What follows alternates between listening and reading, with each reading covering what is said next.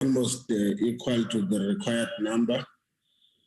To the department, I see the Honorable Minister. I'm also informed that also the Honorable Deputy Minister is present in the meeting.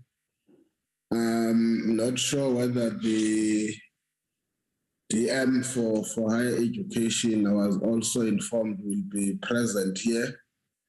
I'm not sure whether he's in yet. The DM from National Treasury indicated that unfortunately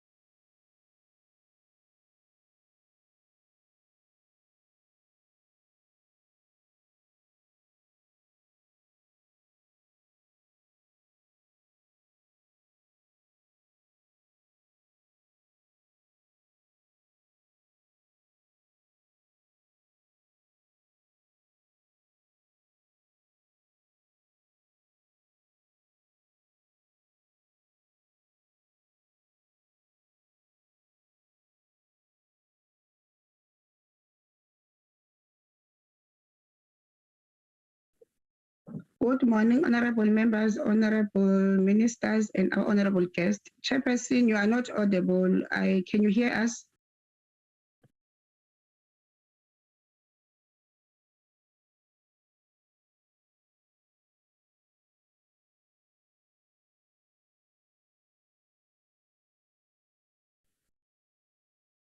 I was also wondering whether it was me.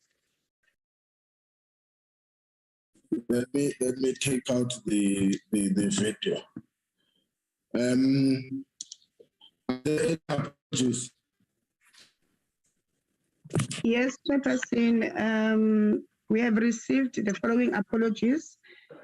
Honorable Minister Nzimande, he won't be able to join us. And the DG from National Treasury, Mr. Mokhodjane, they've got prior commitments. And as you indicated, the Deputy Minister from Treasury will join us from 9:30, Chair. Thank you. Okay, can you flight the agenda, Aaron?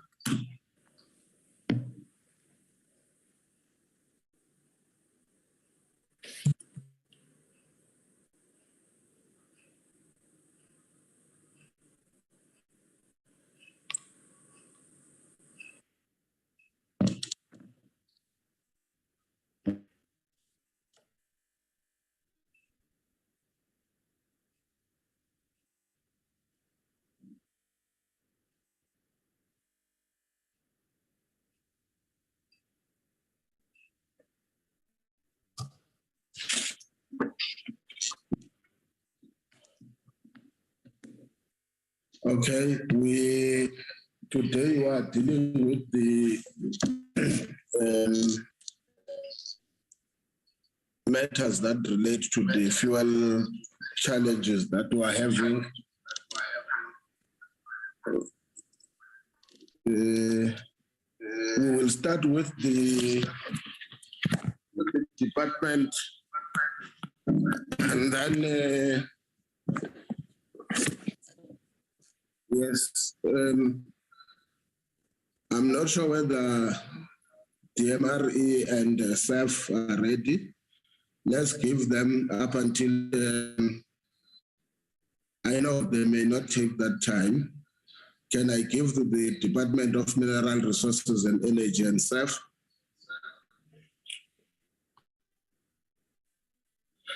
Honorable Minister. Chairperson. Yes. Sorry, Chair, to interrupt you, but I do want to bring something to your attention. We received these presentations at 8:30 this morning. Now, there is a standing sort of position in Parliament that we should have at least 24 hours notice of documents and presentations to give us a chance to go through them before we consider them.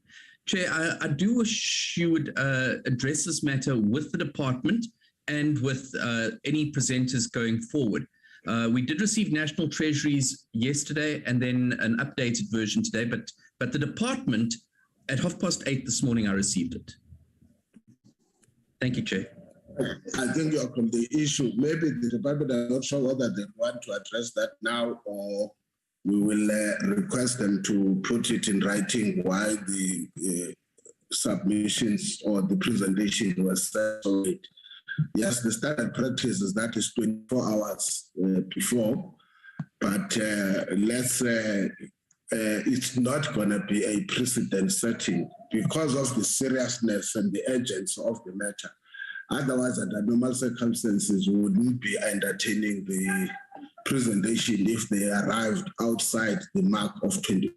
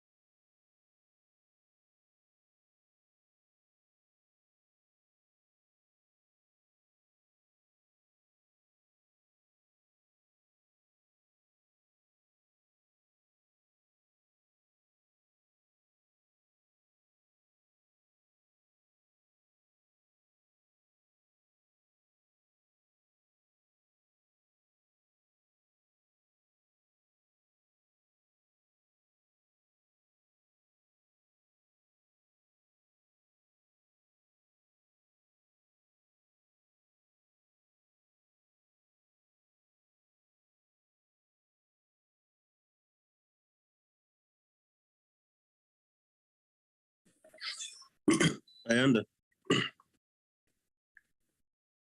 Okay. No, the department can continue. Okay, thank you very much, Chairperson, members of the Portfolio Committee. I'm here with the team, the TGGs, and the big army of people who are here to answer questions. But I will call on DDG Makubela to lead the presentation. DDG.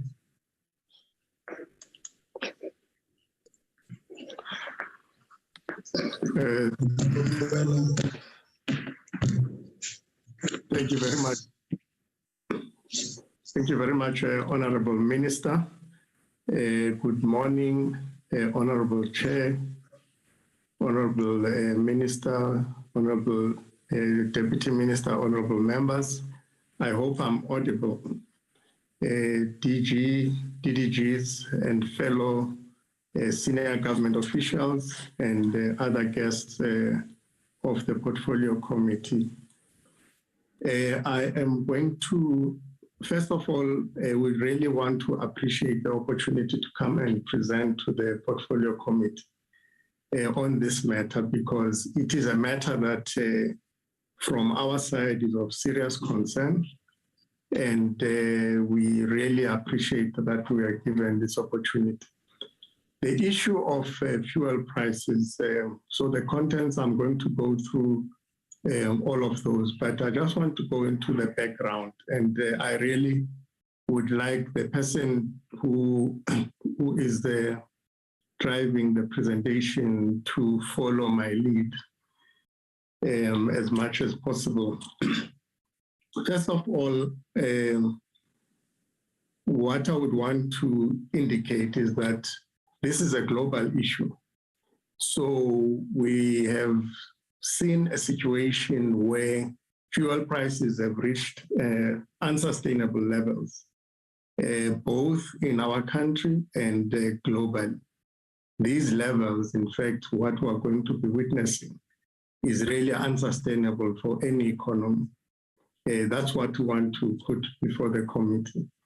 Of course, in our country, we've also reached very high record levels, and those levels keeps on getting breached. Now, the other issue that we want to bring to their attention is that the growing conflict in Europe is disrupting not only prices, but supply chains. I will deal with that later on. What we want to emphasize, though, is that this is a global issue, and as we sit today, no country is going to be spared. And this, we believe, will also move on to, food and all other commodities. The developing economies, unfortunately, we believe will suffer more than developed economies. And again, we will expand on this. One of the reasons why developing economies will suffer is that when it comes to prioritizing cargoes of crude oil, but also mainly of finished product, the developing countries tend to be deprioritized. So developed countries normally prioritize themselves and they take the cargoes, and then you find that developing countries then have to make do with what is left. Economies will struggle, that is our view, but of course Treasury is here to talk to that. What we wanted to indicate, though, is that this is a moving target. When the presentation was prepared, we were looking at increases in excess of R2 per liter in this period. Of course, there are developments now that have taken place in China that may actually help to reduce this. But I'll talk to that in the following slides. Next slide, please. So if we talk to the causes of high fuel prices, first of all, it is a fact that since the beginning of the year, there was a 50% increase in the price of crude oil as of last week. The price increased to about $140 per barrel. It has since come down and trading around $100 per barrel, which represents about 20%.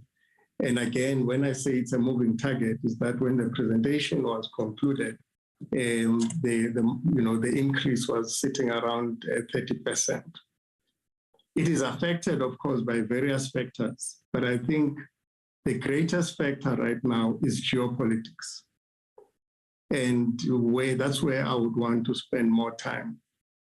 In our view, the conflict that is unfolding in Europe is no longer a Russia-Ukraine conflict, but it is a conflict that involves many countries, because NATO countries and other European countries have been drawn into the conflict economically, not necessarily militarily. Now that then makes this into a global conflict. And I will expand on that in other slides. But the big issue is that when you impose sanctions on the third largest producer of oil, you will see unintended consequences. Of course, Europe has decided not to join the US in imposing sanctions on Russian oil. Next slide, please.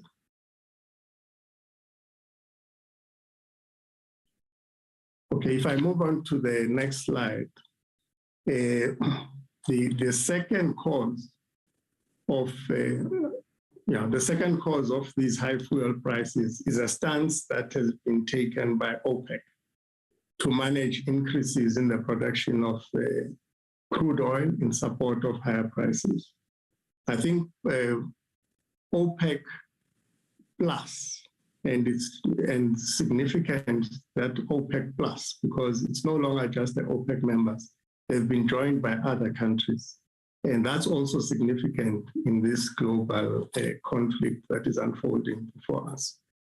The stance that OPEC has taken throughout since the beginning of the pandemic is basically to limit crude oil supply. And for us, that is an issue that needs to be confronted because the economies require more oil, but OPEC Plus has said we will determine the rate at which we provide oil. Now, the third bullet there is quite significant because in the new OPEC Plus, which is a group of countries that produce oil, the two biggest members are the Kingdom of Saudi Arabia and the Russian Federation.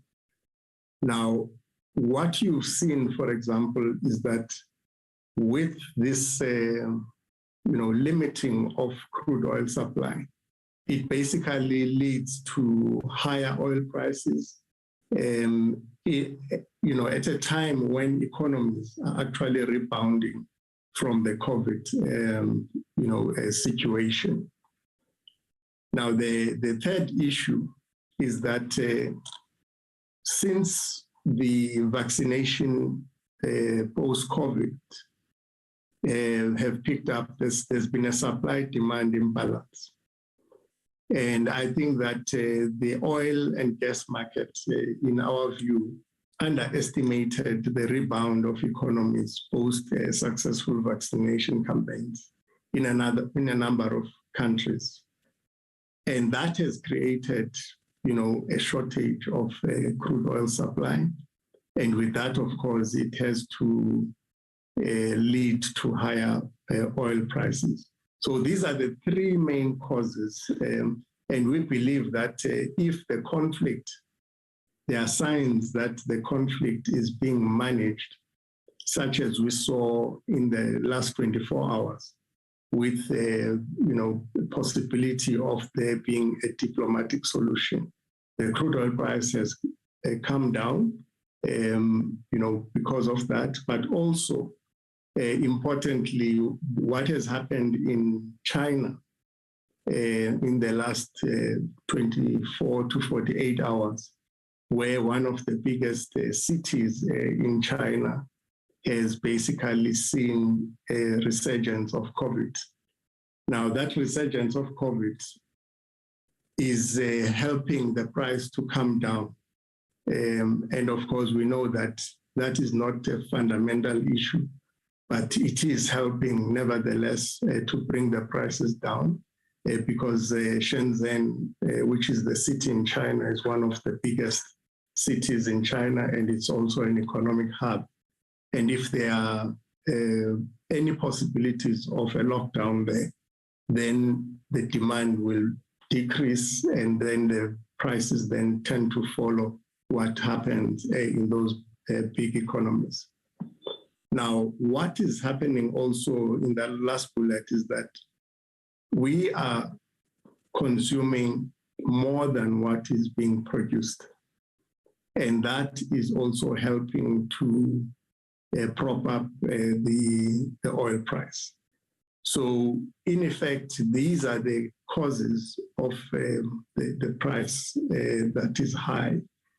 But the biggest contributor, perhaps 50% contributor to that, is the conflict that is unfolding in Europe, which we believe is no longer between two countries.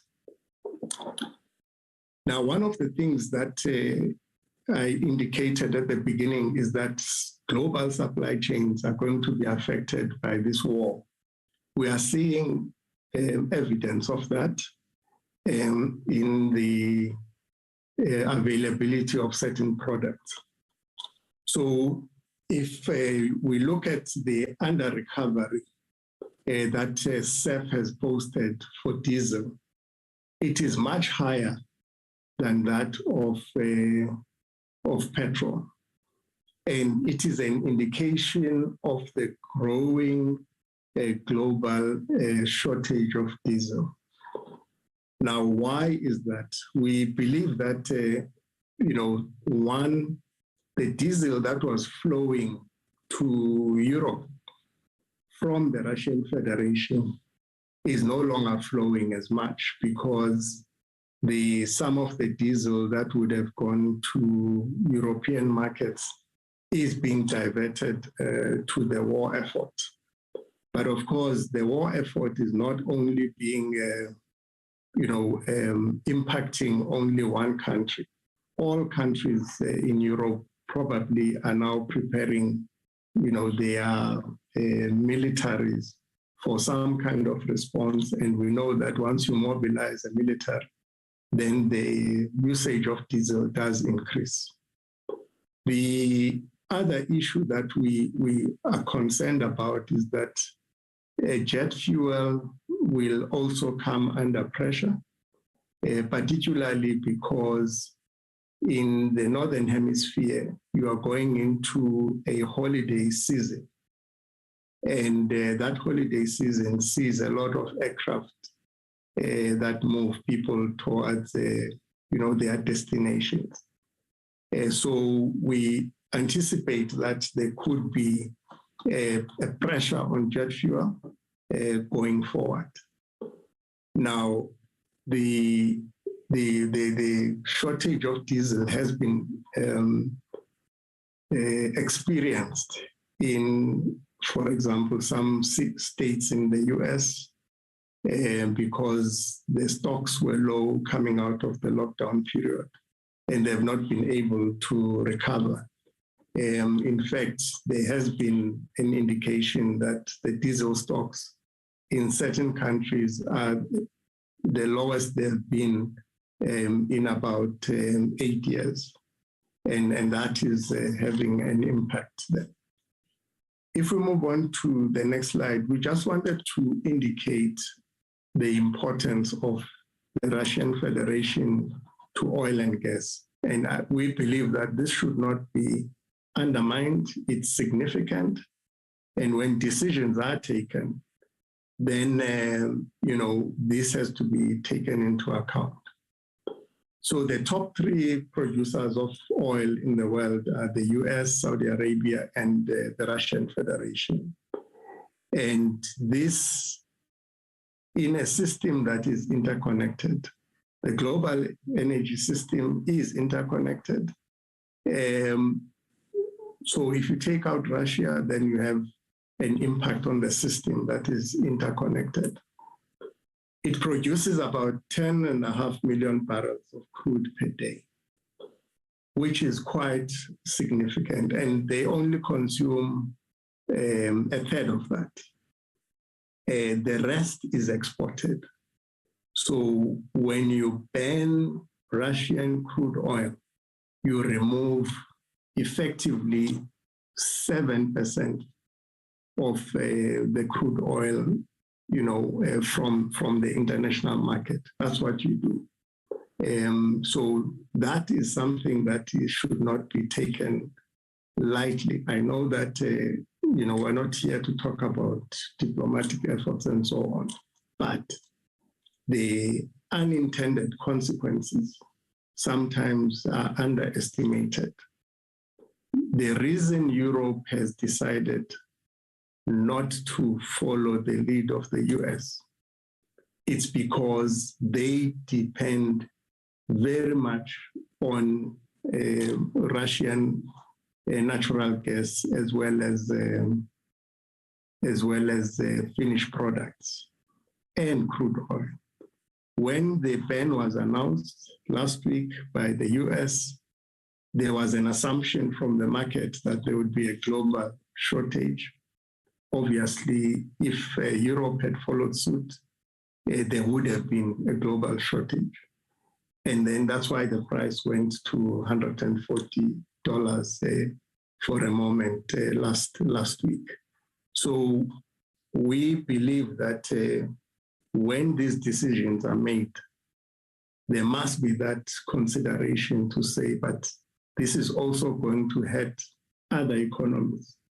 And we're not, in any way interfering with what other countries have done in response.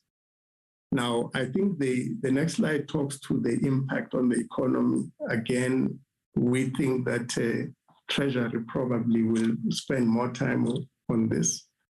But what we wanted to indicate is that we are in the middle of a global economic war.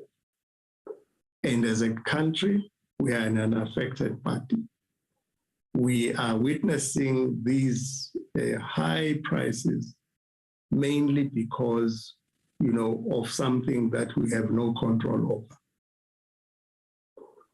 These fuel prices obviously have a knock-on effect, and I think I won't spend too much time there because our colleagues will probably say more. With the cost of public and private transport has increased and will continue to increase. We feel it in our own pockets that traveling to work is actually becoming quite an expense. And we therefore believe that people will have to juggle now because expendable income will be reduced, and this will have an impact on growth, economic growth, because we won't be buying the things that we would have bought ordinarily because we spend that money on fuel. Now, the increase in inflation, we think that it's unavoidable. The US, for example, what was indicated is that their rate of inflation now, it's the highest it has been in 40 years. And that is as a result of what is going on. Of course, there are other issues on their side, but I think that it is an indication. Of course, we wanted to say that what we have seen is that our own central bank, the Reserve Bank, they tend to frown upon inflation. And of course, it's because of policy. And that if rates are hiked, that again will have an impact on, our spending power as the population. Next slide, please. Now, what we would want to propose as interventions, one is that we need to be serious as a country about the level of self-reliance and investments in the overall energy system. What do we mean by that? We think that we need to do everything possible to enable the exploration to take place. The only thing that will cushion us is to have our own oil, to produce our own oil. Nothing else will help in circumstances like these. These conflicts will from time to time crop up, and we need to be able to respond to them. Now, in our country, what we have seen is that we have these polarized debates on issues. And quite frankly, we believe that they are taking us nowhere. We need to find a way of discussing to say, this is where we are as a country. We must then be able to respond.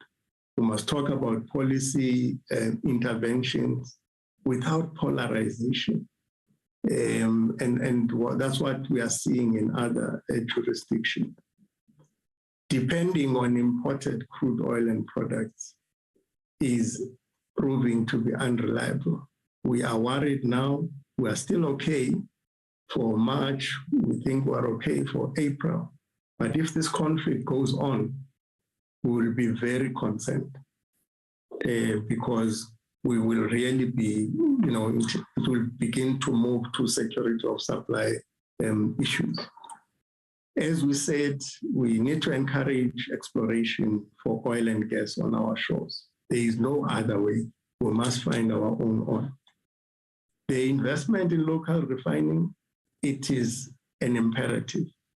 In our view, a SAPREF cannot be allowed to close. A buyer must be found for SAPREF. We can no longer afford another refinery closing.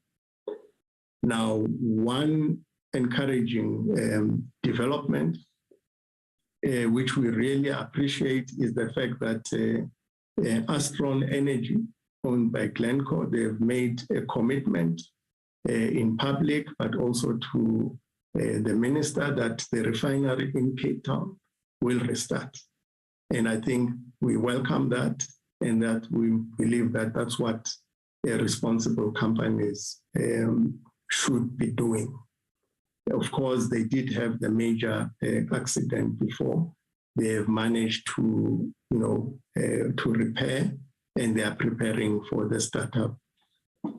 Those companies that have closed the refineries, in our view, we believe that they should partner with the existing refiners, particularly if you are a major player in the marketing. If you have a major retail network, we think that you should invest in existing refineries. And that's a conversation that we need to have with the companies, because it can't be that there is a benefit from the existing policy framework, and yet you are not refining. So it is a conversation that we will have to have with the companies. You have to refine something. For example, you can decide that, I will only produce biofuels. Now, in the blending of blending process that we believe should be undertaken in the country, that's okay. But you are producing something. You can't be a major marketing player and produce nothing in country, because then you are impacting the policy that was designed to sustain manufacturing. We have a BFP because it was designed to sustain manufacturing in the country, and it has done so. But some are opting to pull out of that. But those conversations we are going to have. Can we move on to the next slide, please? So we also believe that we now need to enable biofuels. It is the right thing to do. It will enable jobs. It will also reduce imports. Now, what has been one of the delays on this? It's, the fact that we have been risk averse. We don't want to subsidize biofuels. We think that it has to be, because in times like these, we then have to be in a position to blend even more and rely less on the imports. So that is an area that we think requires attention from the various government departments, that some of which are here. The quotas on diesel exports. If we get to a point where we see that this diesel issue, it becomes a reality, we will then have to think about prioritizing exports to SACU, and then others will then have to deal with them on a case-by-case basis, because we have to make sure that our country has got sufficient stocks, but then also that we are able to supply our immediate trading partners, being the SACU countries. Energy saving measures, we believe that must be implemented during this period of this major geopolitical event. We need to go back and say, should everyone be driving if they can afford, if they have the tools of trade to work from home? These are things that have to be considered, because we are in a war situation. Even though we are not involved, we are affected. So we'll have to think about whether we do that going forward. Companies that can have their people work from home, we think that they will be saving their own workers in terms of transport costs.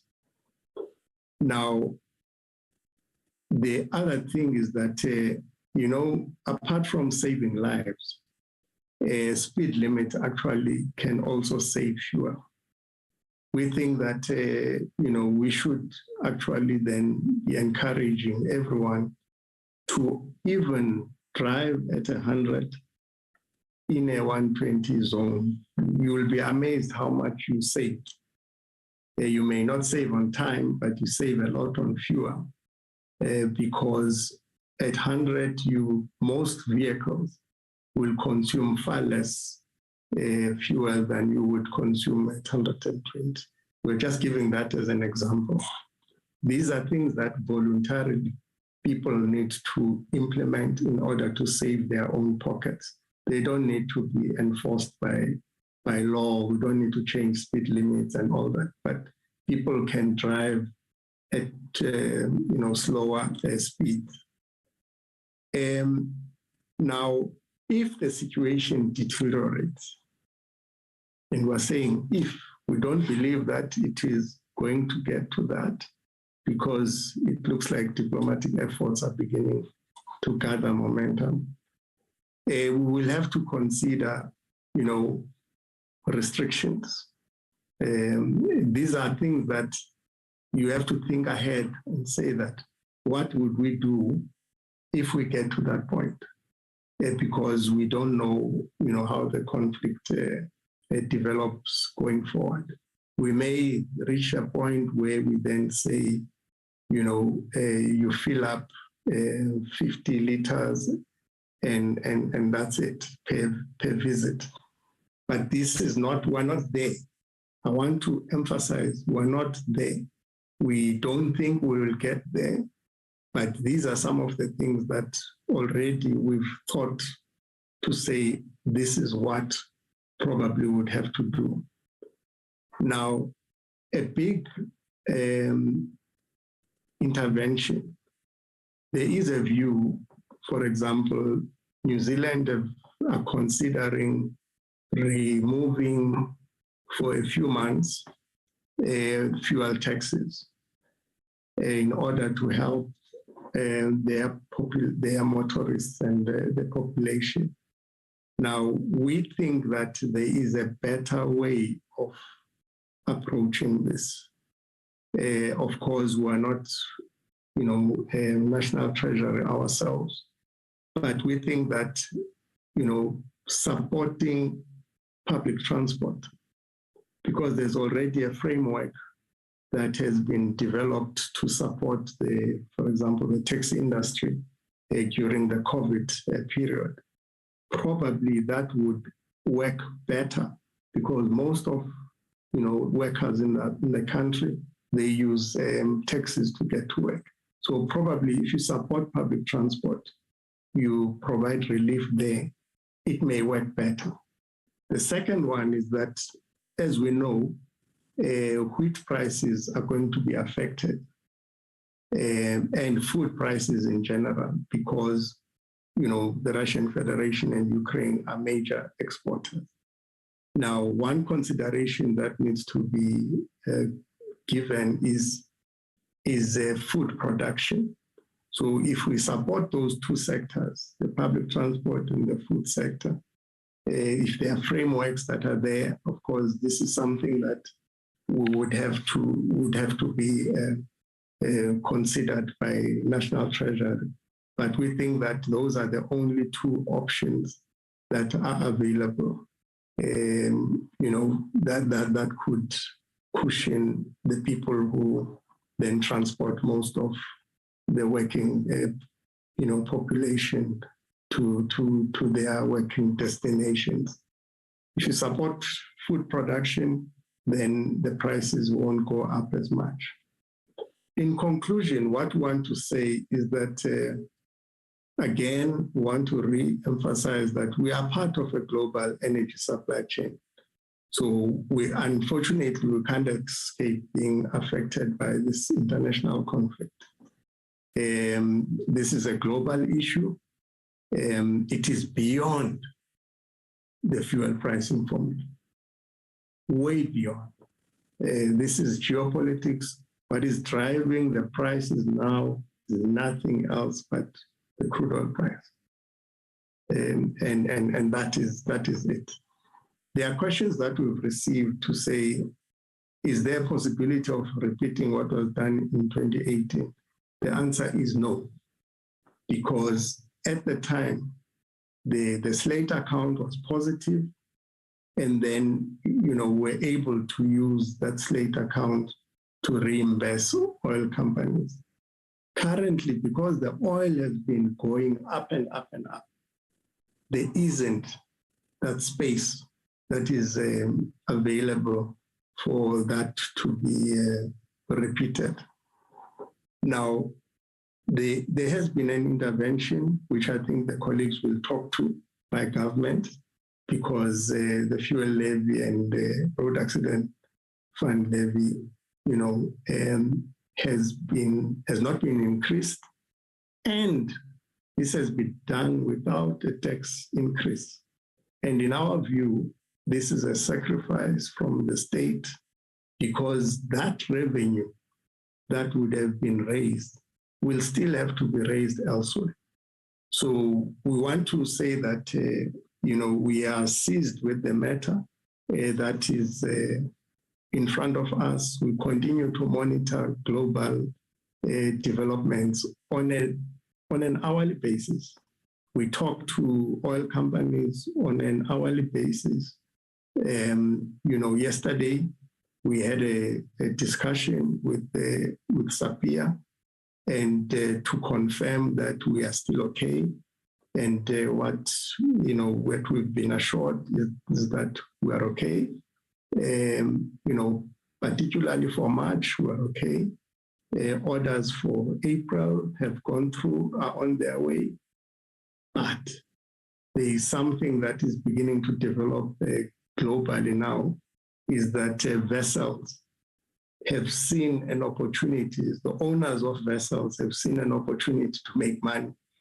So they are making the vessels, the cost of moving crude oil and products so high that it's becoming unaffordable. But that is a matter that we then are going to be engaging with them on to see what else can be done.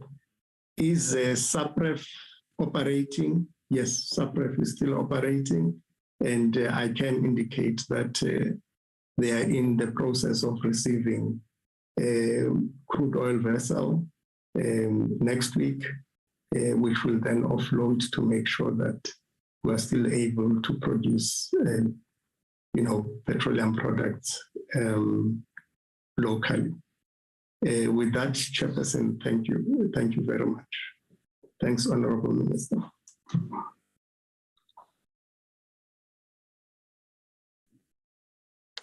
What is it, Chairperson? Okay, thank you, Honorable Minister, and the DDG Babmakubela for your inputs, presentations. I think, can we take National Treasury?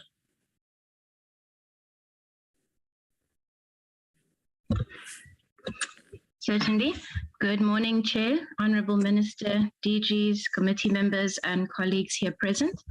I would just like to introduce the next presentation. So from the National Treasury side, we will be focusing on some background context to the recent rise in the fuel prices, and then honing in on how this impacts on our outlook, and then specifically some recommendations around the fuel price.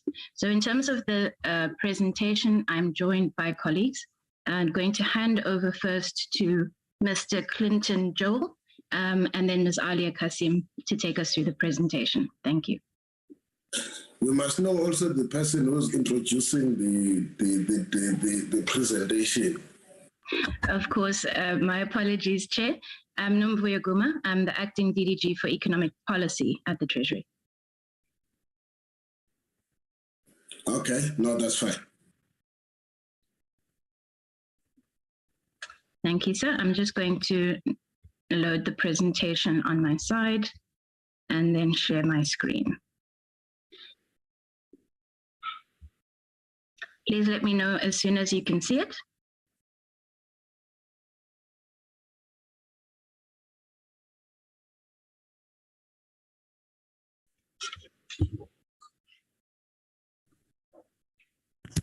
Morning, Chair, Honourable Minister and Honourable Members. As Will mentioned, I'll begin the presentation. So I think the first part of the presentation will focus on the impact of the Russia-Ukraine conflicts on the economy, and then I'll hand over to my colleague Alia, who will take a look at fuel prices and the associated levies. If we could move to the first slide. I mean, I think the important thing for us to take note of is at the time of budget, which was tabled a few weeks ago, a lot has happened with respect to the Russia-Ukraine conflict. And the important question is obviously, what does this mean for the impact on the economy and the overall outlook? I think the three main channels that we've identified in our prelim work that the conflict could affect South Africa would largely be around its impacts through the real economy, financial markets, and investments. Also, just taking stock of how previous assessments of similar tensions have impacted the South African economy or associated geopolitical shocks, specifically originating in Russia and Ukraine. We see somewhat of a disconnect between its impact on South Africa. So obviously shocks that originate in Russia or Ukraine, South Africa seems somewhat insulated. Alternatively, given the fact that South Africa, Russia, and Ukraine are all emerging markets, we do notice that when we all experience similar global shocks, for example, such as the global financial crisis, we might respond in a similar way. So I think that's a very important distinction in trying to isolate what the potential impact might be on the South African economy. I think the final point on this slide, which is important to highlight, is the idea that the severity of the impact is likely to be determined by sort of three factors. One, the duration of the conflict. Second, its impact on global supply chains. And thirdly, its impact on financial market conditions and the associated environment. And moving to the next slide. So the charts on the left basically just highlight some of the adjustments that we've seen pre-conflict, or we could sort of say at the time of budgets in an environment where this had not intensified. Specifically, the first panel in that chart shows the impact on the oil prices. And these are basically oil price futures that are sourced, and we can obviously see that there is an immediate jump from pre-conflict environments.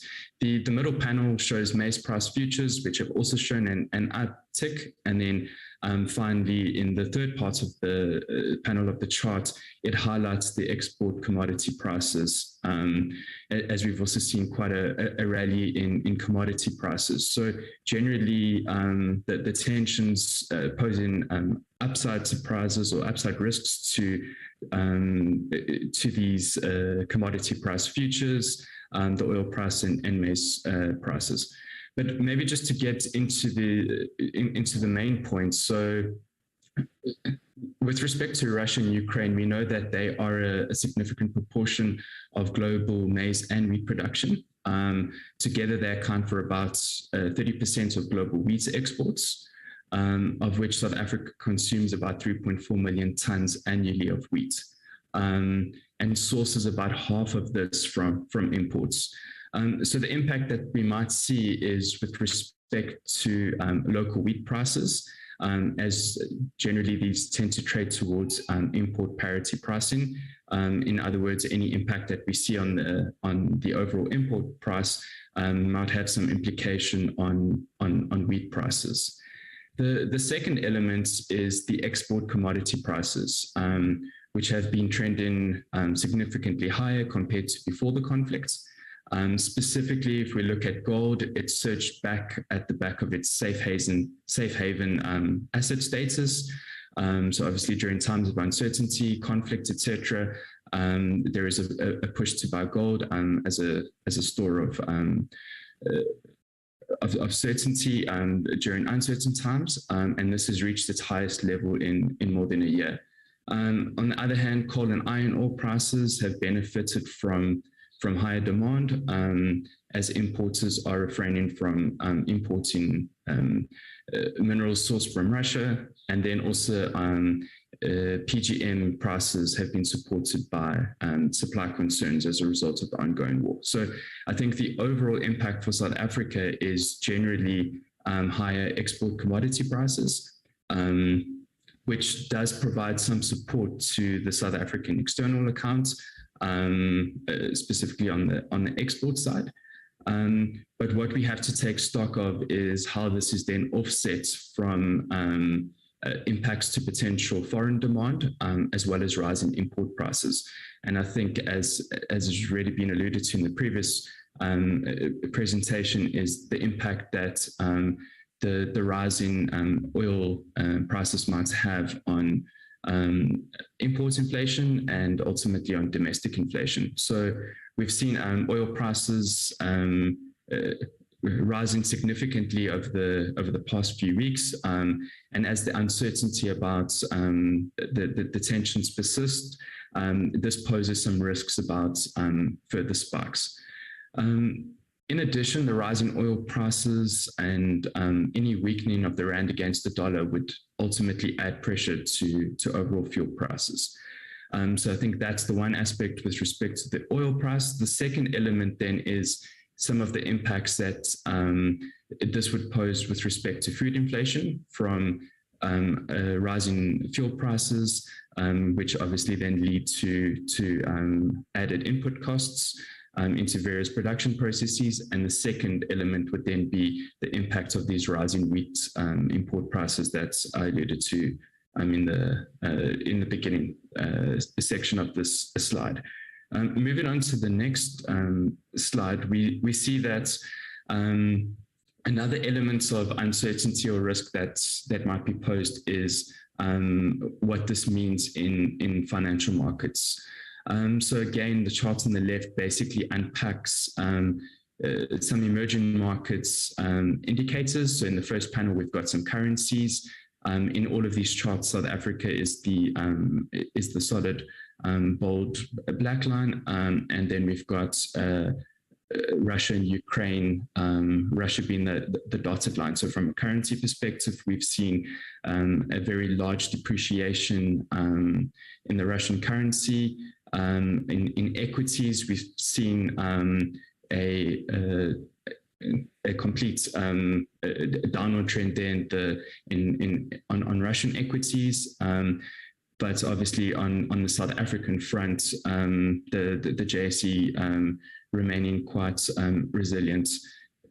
And I think that has to do partly with a wide divergence in performances. So ultimately mining stocks, especially the gold miners and other commodity producers such as Sasol, have lifted the overall average on the JSE, while there have been some companies which have significant exposure to Russia that have seen sharp declines. So we've kind of got movements in different directions with respect to South African equities. And then the final panel on the chart basically highlights the risk premium. So we can obviously see as a measure of sovereign risk, the tensions are not boding well at all for Russia and Ukraine from that perspective. So with respect to the financial markets, this uncertainty would impact financial markets in one of two ways, through higher risk aversion, which we see reflected in the risk premium, as well as higher global inflation prospects. In addition, these tighter financial conditions and reduced capital flows to emerging markets would have some implication on emerging markets as well as South Africa. At this stage, we haven't seen the full extent reflecting in on the rand, only depreciating by about 1.3% in the wake of tensions. Moving to the next slide, we then sort of take a look at just some of the exposure of South African firms. So, I mean, the links between South Africa and Russia since 2014 reflects about 6 notable companies that have invested in South Africa, representing about 2.1 billion in investments in the economy, and estimated to create about just over 1,600 direct jobs. These investments are generally in entities dealing in fertilizer production, financial services, railway, rolling stock, and steel manufacturing. And so we anticipate any sanctions imposed on Russian companies could have some implication on the domestic operations of such companies. And obviously that could put jobs at risk depending on the nature of the sanctions and its wider consequences. On the flip side, we know the likes of Barlow World, Mondi Process, which is a subsidiary of Naspers, and AB InBev, although they're based in Belgium, all have significant SA ownership, and any implications with respect to sanctions in Russia may be felt by these large firms. Ultimately, the sort of stock of exposure, South Africa has about 2 billion of assets in between South Africa and Russia, and liabilities of about 195 million as of the end of 2020. And then just moving to the final slide of this first section,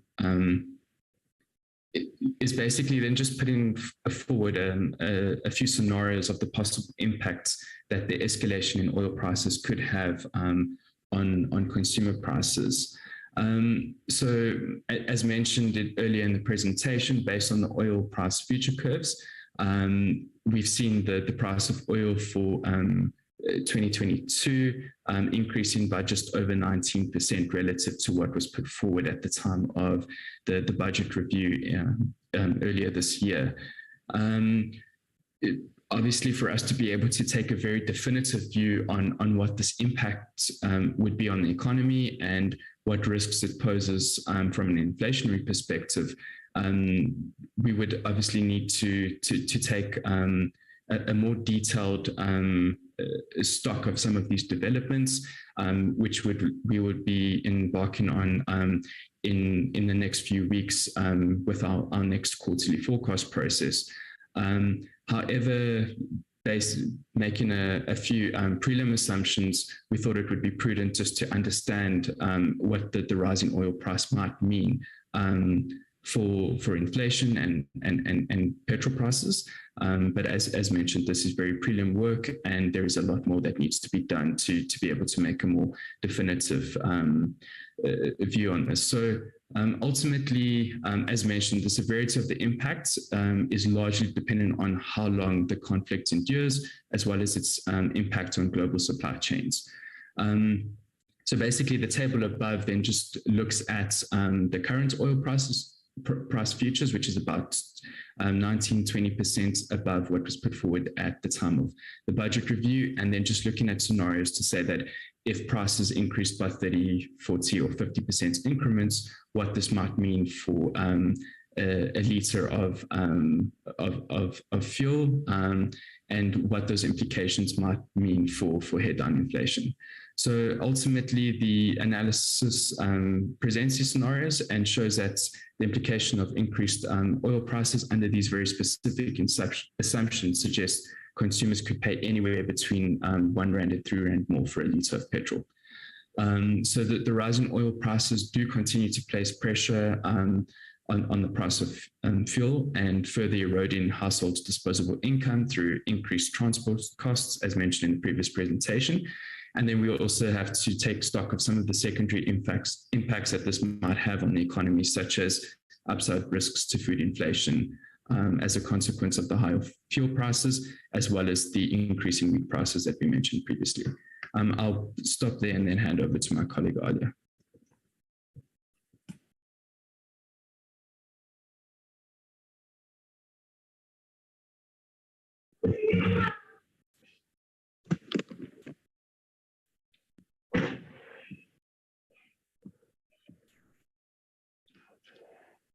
Morning, Chair, Honourable Minister and committee members. I'm not sure if you can see me.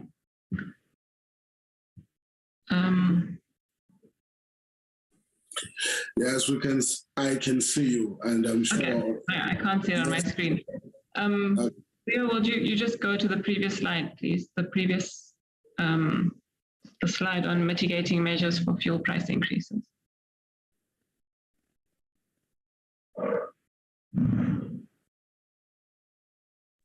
I think you'll need to start here, Alia. Are we missing a slide? Yes, go ahead. Okay, I'll just talk through the mitigating measures. So obviously, my colleague has mentioned the background in terms of that the petrol price has been trending upwards due to the recovery in demand. There's been supply restrictions and surging gas prices. And we've also gone through the impact in that the fuel price drives much of the variation in inflation. It makes up 1/5 of administered prices and leads to erosion of disposable income, as mentioned, as well as spillovers to the rest of the economy. So we seem to be missing a slide here, but we've got but it would be in what was circulated. So what we've done is identified a number of the mitigating measures for fuel prices. So with the recent, so the recent prices have largely been driven by the international oil price. And what we've done is just thought of short-term and medium-term interventions that can be explored to efficiently determine the levels of the components of the fuel price. So in the short term, in the budget for the 2022-23 financial year, the Minister of Finance announced that there would be no change to the RAF levy and the general fuel levy, as you all are aware. And this intervention was implemented to provide immediate relief to the impact of price increases and will result in a reduction of revenue of 3.5 billion.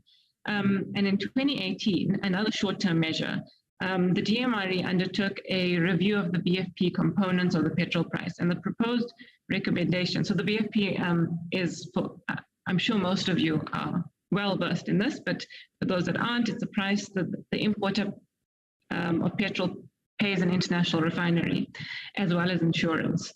And this is designed to compensate the manufacturer, as we heard earlier. So those proposed recommendations can lead to a reduction of 3 to 18 cents per litre, which is not too substantial, but it's important to correct the baseline of the fuel price. Then in the medium term, so as announced in the budget, there would be a review of all the aspects of the fuel price, and that would be considered by the DMRE and the National Treasury. So adjustments to the RAF levy are dependent on the reintroduction to Parliament and the implementation of the Cabinet-approved RABS policy. So that's the Road Accident Benefit Scheme policy, and that was approved in 2011.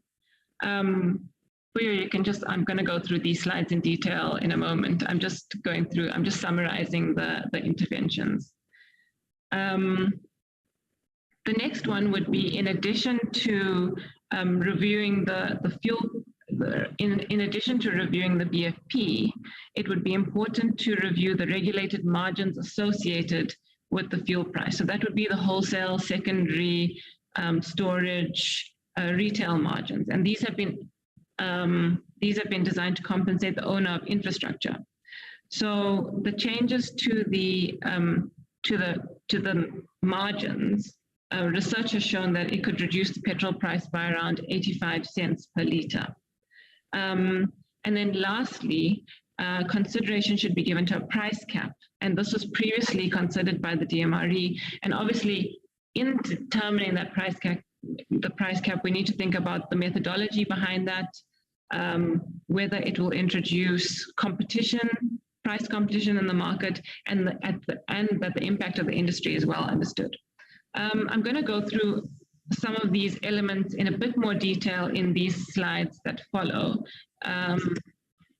to discuss some of the rationale of those proposed amendments. And I think what's important when we think about price regulation is we need to think about what is the underlying price based on, whether it's an asset base or storage costs or freight costs. Those need to be correct. And secondly, we need to think about what we're trying to achieve with the regulation. So in terms of, I've gone through them quickly, but I'll just go through them in a bit more detail now. So in terms of the BFP, the department recognized that there were concerns with some assumptions in the methodology. And for instance, being an import parity methodology, the DMRE acknowledged in their documentation that the total amount of imported product versus the total products manufactured locally is not factored into the pricing formula to determine the prices, which means that the price is not reflecting the country's transition to being a net importer. So the proposed changes to the methodology will cover aspects of updating the composition of reference markets for our imports, the removal of the premium to freight costs, and refining assumptions to introduce more efficiencies. And as I mentioned, the full list of changes is estimated to be around 18 cents per litre, and the DMRE has indicated that changes to reference markets and the premium on freight will reduce the price by approximately 3 cents per litre. Next slide, please. So in terms of the RAS methodology, so just to say from the outset that this, what I'm presenting here is just based on publicly available information and some work that we had seen on the methodology, but obviously the department would understand this better. So it's obviously coming from a place of some ignorance. But research was basically done through the SA Tide program, and it showed that there are various components of the methodology that can be, that should be reviewed. So the one would be the appropriate weighted average cost of capital, and it suggested that the retail margins could be inflated if we are not using the appropriate WACC. Then there's the benchmark for operating costs and service stations, and the idea is that the asset base for service stations as well as the operating costs are not regularly revised, and they should be done. This should be done. Then there was concern around consistency in real versus nominal values in some of the methodology. Then there was a need to assess the requirement for entrepreneurial compensation, which provides compensation over and above the WACC. And there was an issue around the small stock premium. So this research went further and it looked at what is the impact on GDP if you take into account some of these regulatory amendments. So if you take into account the regulatory amendments on the BFP as well as the RAS methodology, the petrol price could be reduced by almost 104 cents, and this could increase GDP by 0.67 percentage points by 2028. And that research is publicly available for anyone to go and look at it. Next slide, please.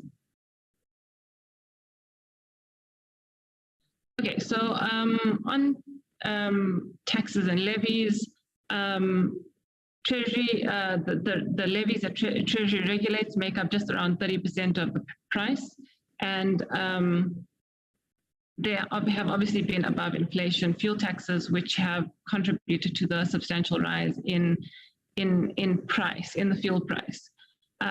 It's well known that the general fuel levy plays an important role in supporting the fiscus, and the RAF levy is earmarked to the road accident fund. So A reduction in the level of the fuel levy will have implications for the fiscus, and any lost revenue, as discussed earlier in the previous presentation, will have to be recovered through alternative sources.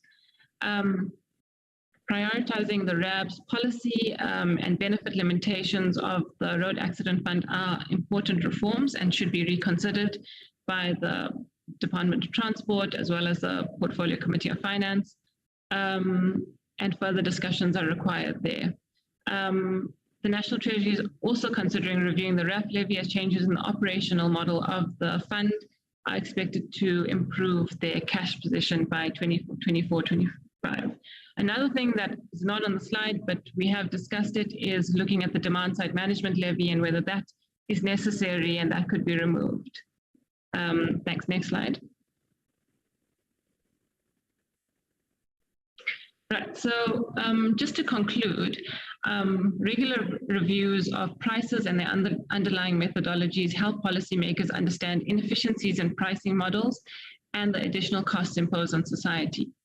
And a comprehensive review of the fuel price, as discussed in terms of the spillover effects of the fuel price, could significantly reduce the costs imposed on the economy, and it's important to get the benchmark price right.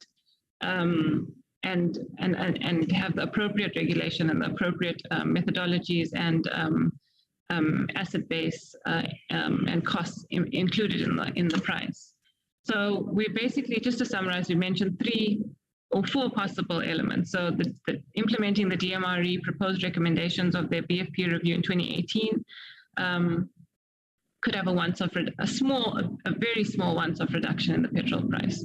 Then looking at the RAS methodology will require further consideration and engagement with the DMRE, and we are engaging on this. We've had internal meetings to discuss this, and I think there's common ground, common understanding that this needs to be revised. Treasury is considering revising the RAF levy and proposals of which initially came through the RABS bill, and further rate adjustments could be implemented. And finally, consideration should be given to the introduction of price caps, which must be informed by understanding the full costs and benefits to ensure regulatory effectiveness. Thanks.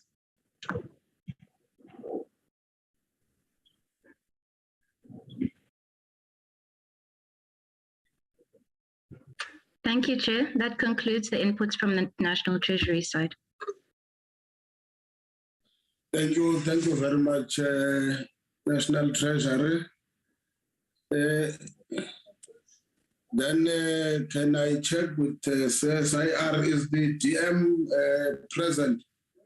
If he's not, the one who leads the delegation can come in. No, thank you very much, Chairperson, and good morning to yourself and honorable members of the committee. My name is Tulani Dlamini. I'm the CEO of the CSIR. I'm joined by 3 other colleagues from the CSIR, Dr. Rachel Chikwamba, Dr. Clinton Carter-Brown, and Dr. Mateta Makonyane. We will be presenting technology options that the country ought to consider to try and manage the cost of energy in the country. So without any further ado, I'd like to then hand over to Dr. Carter-Brown and Dr. Makonyane, who will be delivering the CSR presentation to the committee. Thank you, Chair.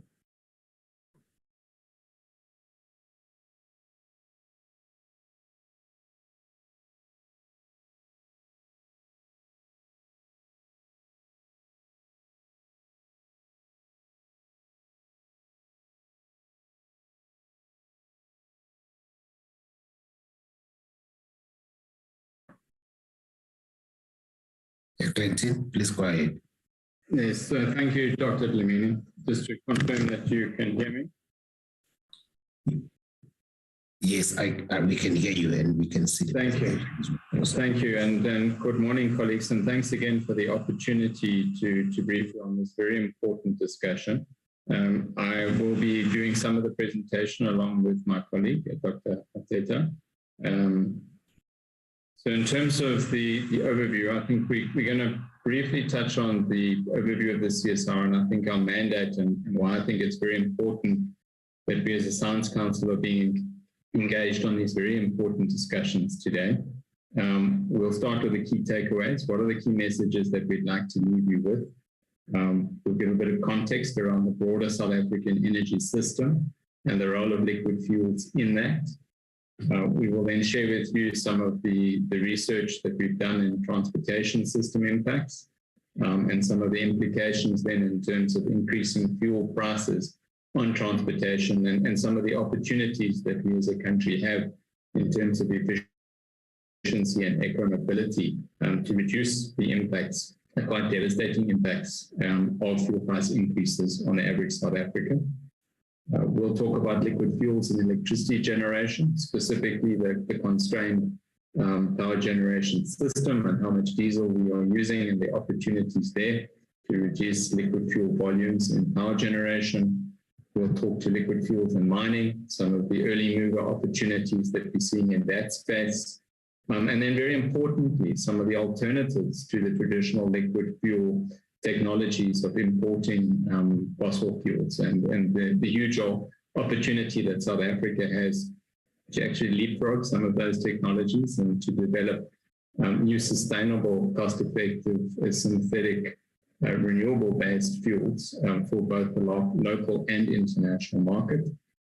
Some of our R&D that we're doing in that space, and then again, just concluding with the key takeaways. So in terms of an overview then of the CSIR, I think our mandate really talks to, and we really appreciate and welcome the opportunity to brief the Portfolio Committee. As the largest science council on the continent, and certainly in South Africa, that is multidisciplinary, there to partner with industry to do the scientific development with the private and public sectors to improve the quality of lives of people of the Republic. So that really talks to many of the multifaceted challenges that the energy system implications, in particular liquid fuel pricing, has for the Republic. Our strategic objectives, really there to do the research, to do that in collaboration with industry, to drive the socio-economic transformation and to support the capable state. So important that we are then contributing to this very important discussion today to transform the human capital and to do that in a cost-effective and sustainable manner. And I think what really positions the CSIR as a thought leader to contribute today is that the energy and the liquid fuels cuts across many different elements of our economy, from food and agriculture to chemicals, health, manufacturing, mining, defense, smart mobility and transportation, and of course energy. So the CSIR, having been structured in 9 different operating clusters, essentially well positioned to contribute today. So in terms of then starting with the key takeaways of our really key messages that we'd like you to be left with today.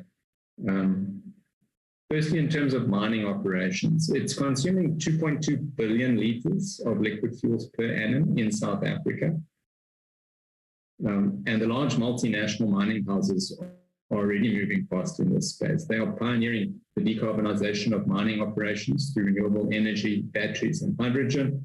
And we as a country need to support the junior miners, the local medium and local large miners, and OEMs to achieve their decarbonization targets and to localize the value chain so that South African mining remains relevant and we can remain technical leaders, not just in terms of mining operations, but also the decarbonization of mining operations.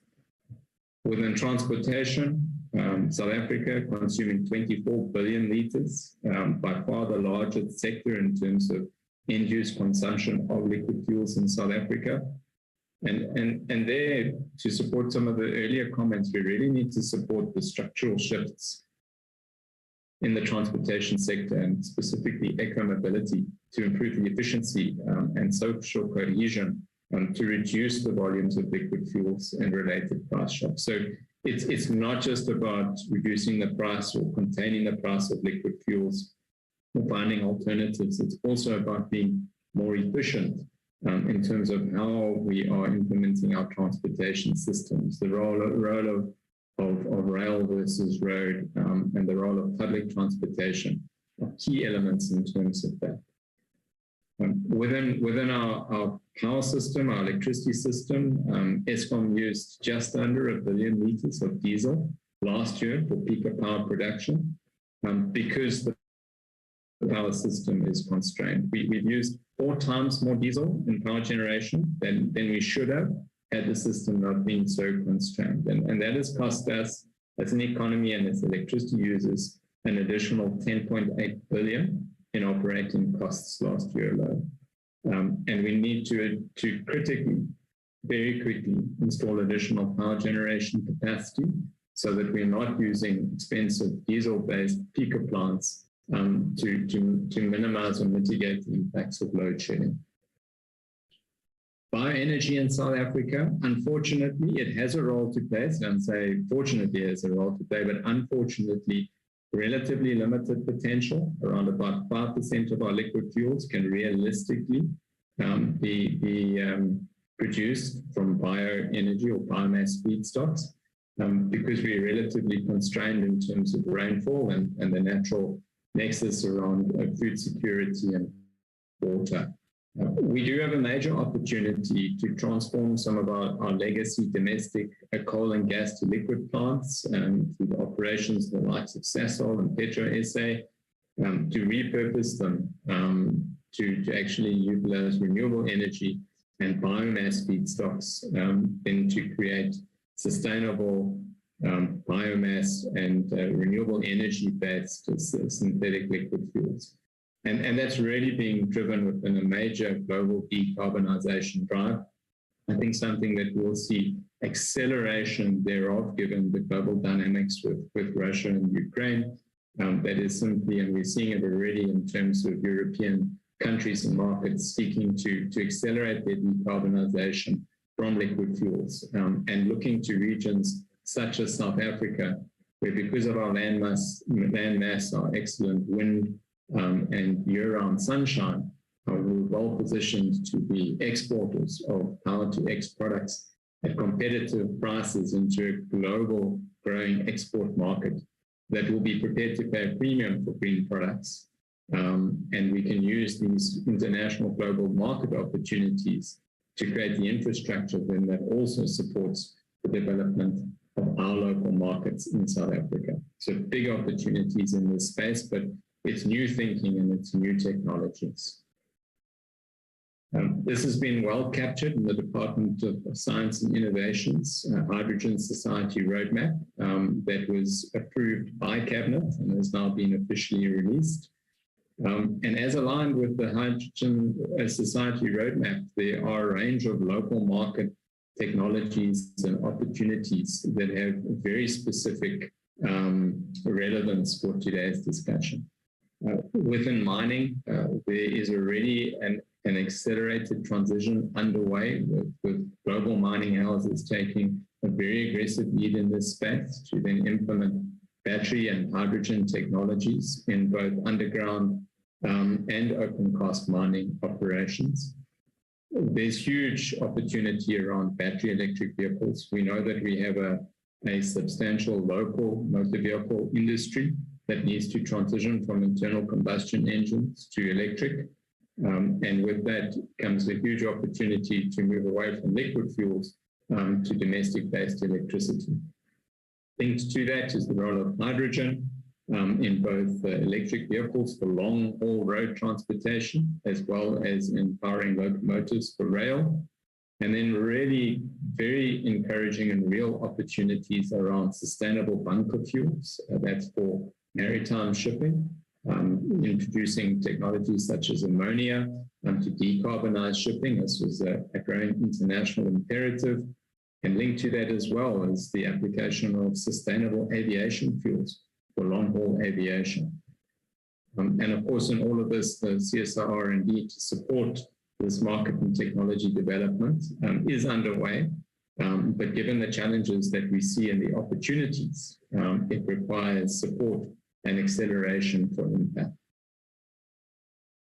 at this point, going to then hand over in terms of just talk about the role of the overview of the South African energy system. It's really just one slide, and to remind ourselves, colleagues, on the left is our Sankey drawing showing all our major sources of different energy, and on the right the different end classes or sectors within which energy is used. Now, in terms of today's discussion, the really important thing to note is that our petroleum products or liquid fuels have three main sources. We import oil, either refine that or we import the refined product itself. But we also, through the operations of Sasol and Petro SA, turn both coal and natural gas into liquid fuels.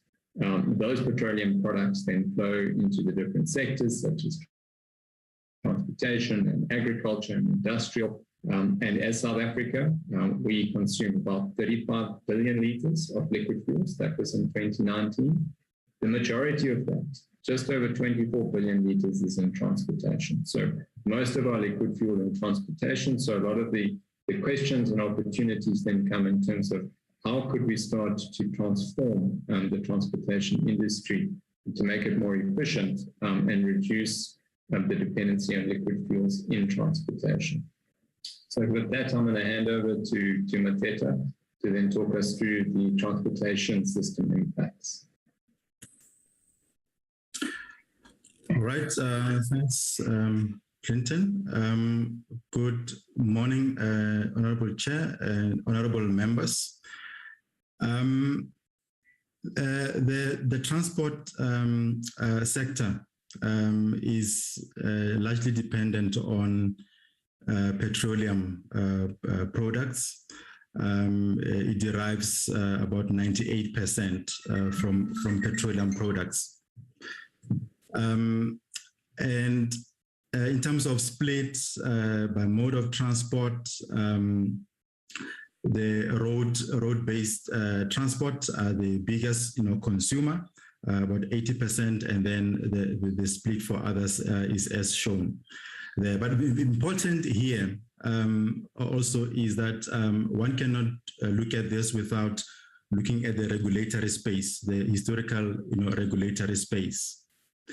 The Deregulation Act of 1988 essentially allowed, a situation where you have a flood of supply for both goods and also, passenger transport.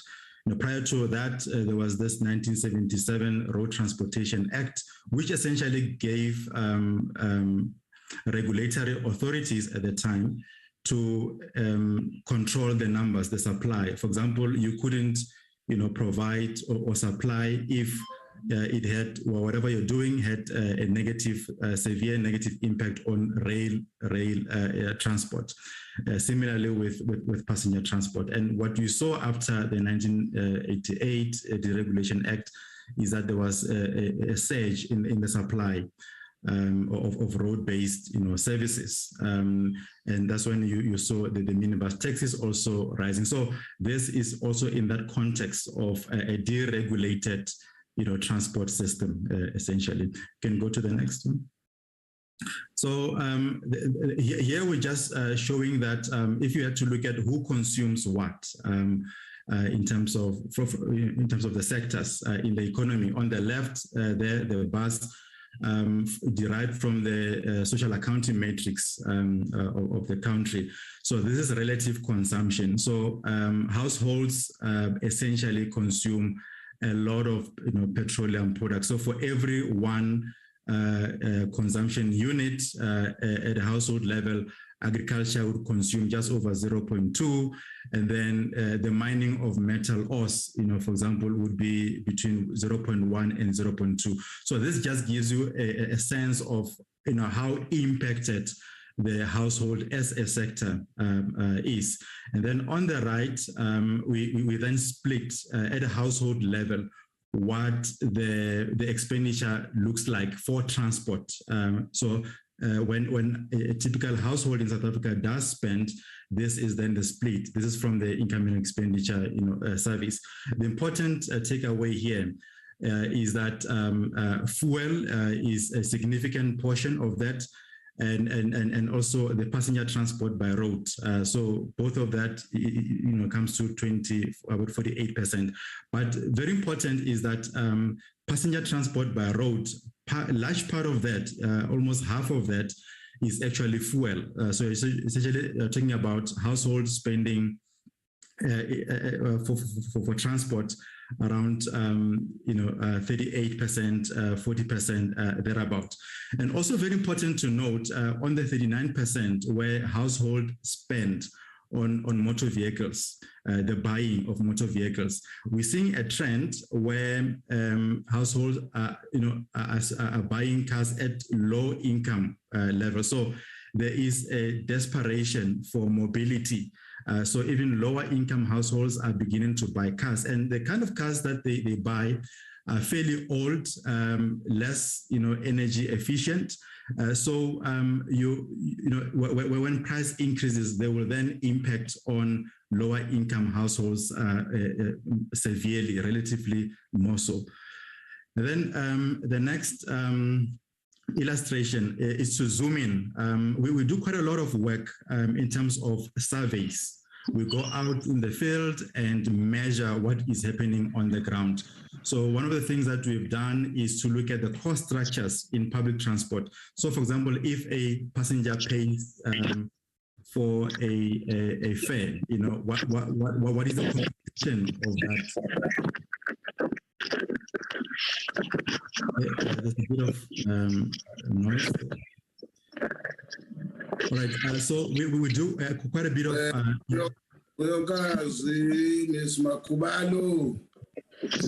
Please mute yourself. Thanks, Chen. So here we looked at the government subsidized bus services. So this is a sample, and then on the right is a typical minibus taxi service in urban area. This one. So again, fuel comes out as the biggest cost driver as a single item. So for minibus taxis, close to as close as 50% of the operating costs will then be attributed to fuel. And for a subsidized buses, so this is already subsidized.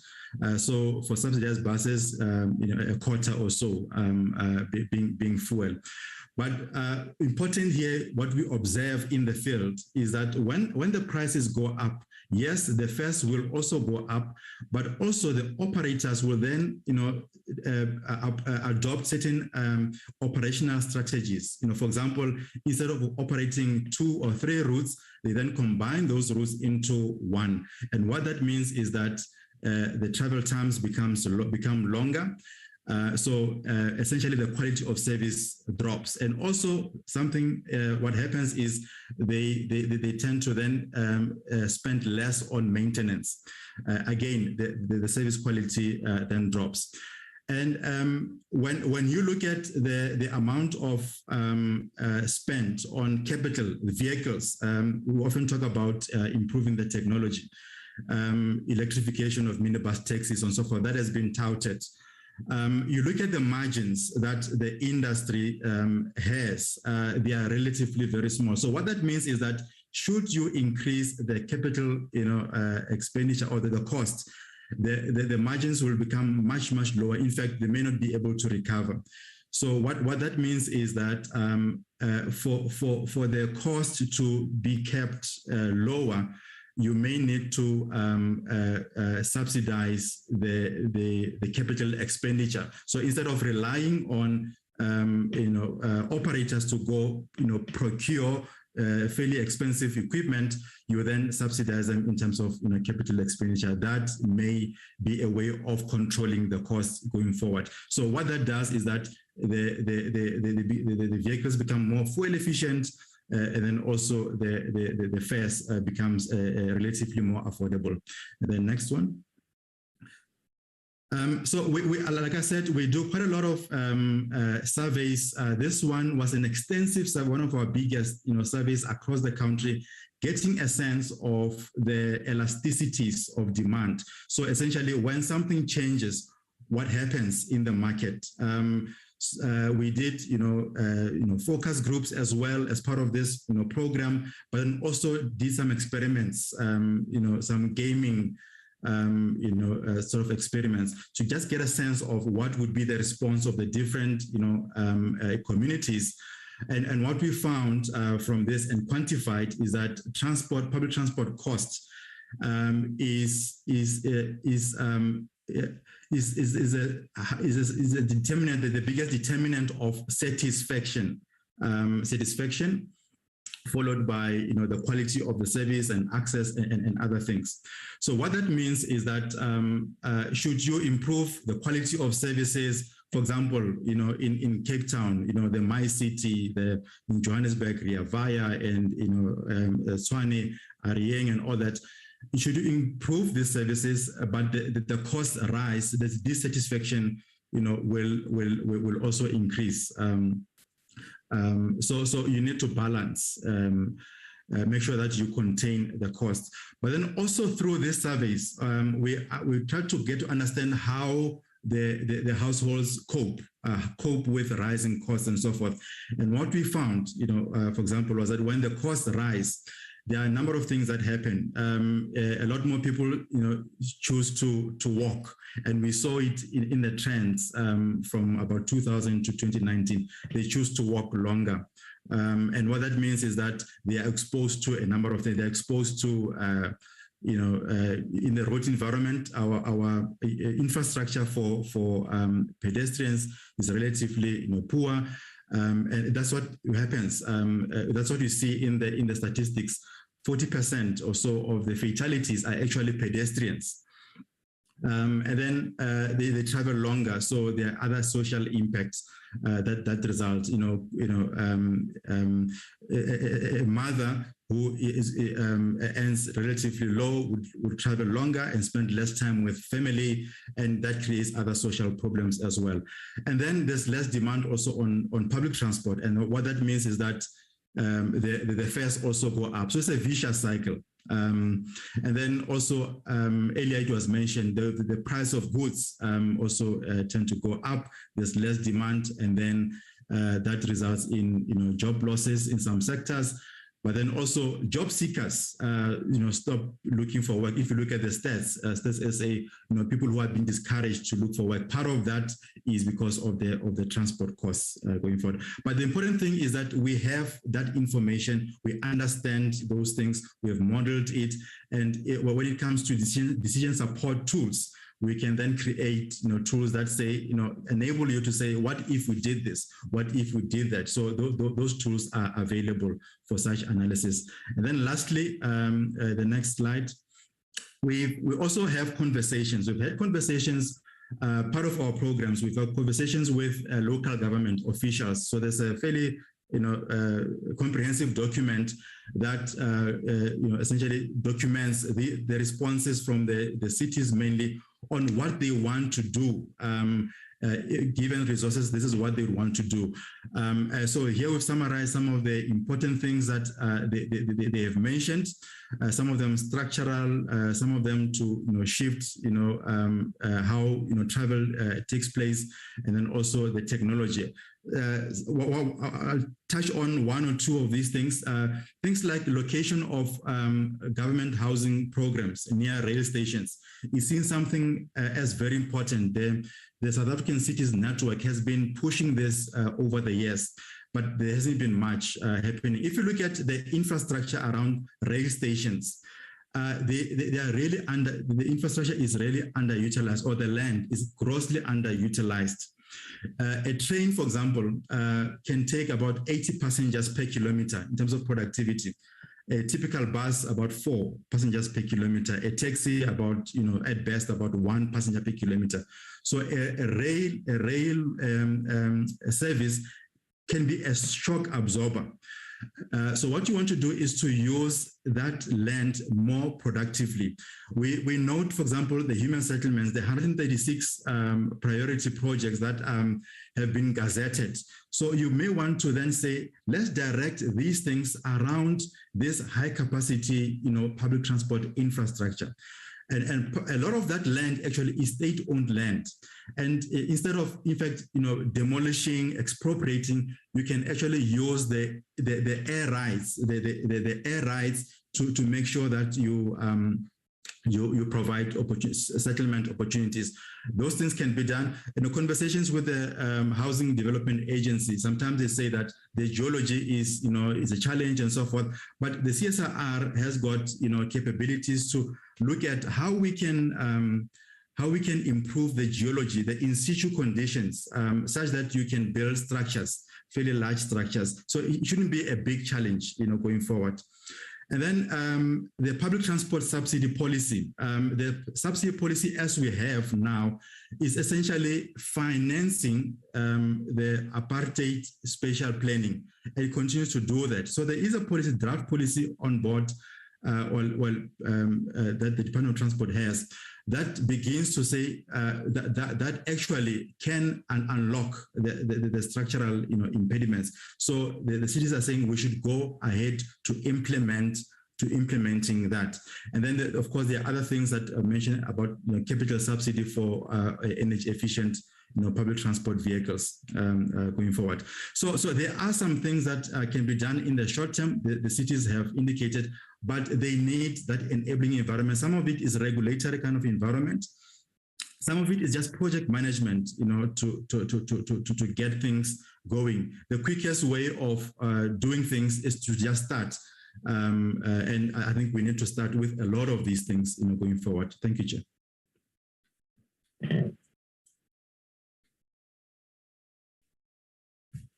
Thank you, Mteto. I'm then going to continue and delving further then into the specifics of electricity generation and the implications of our constrained power system on liquid fuel usage and costs. This is the latest update in terms of load shedding in South Africa over the last decade plus. You can see how it's been ramping up since 2019, 2020, 2021 last year, the largest amount of load shedding to date.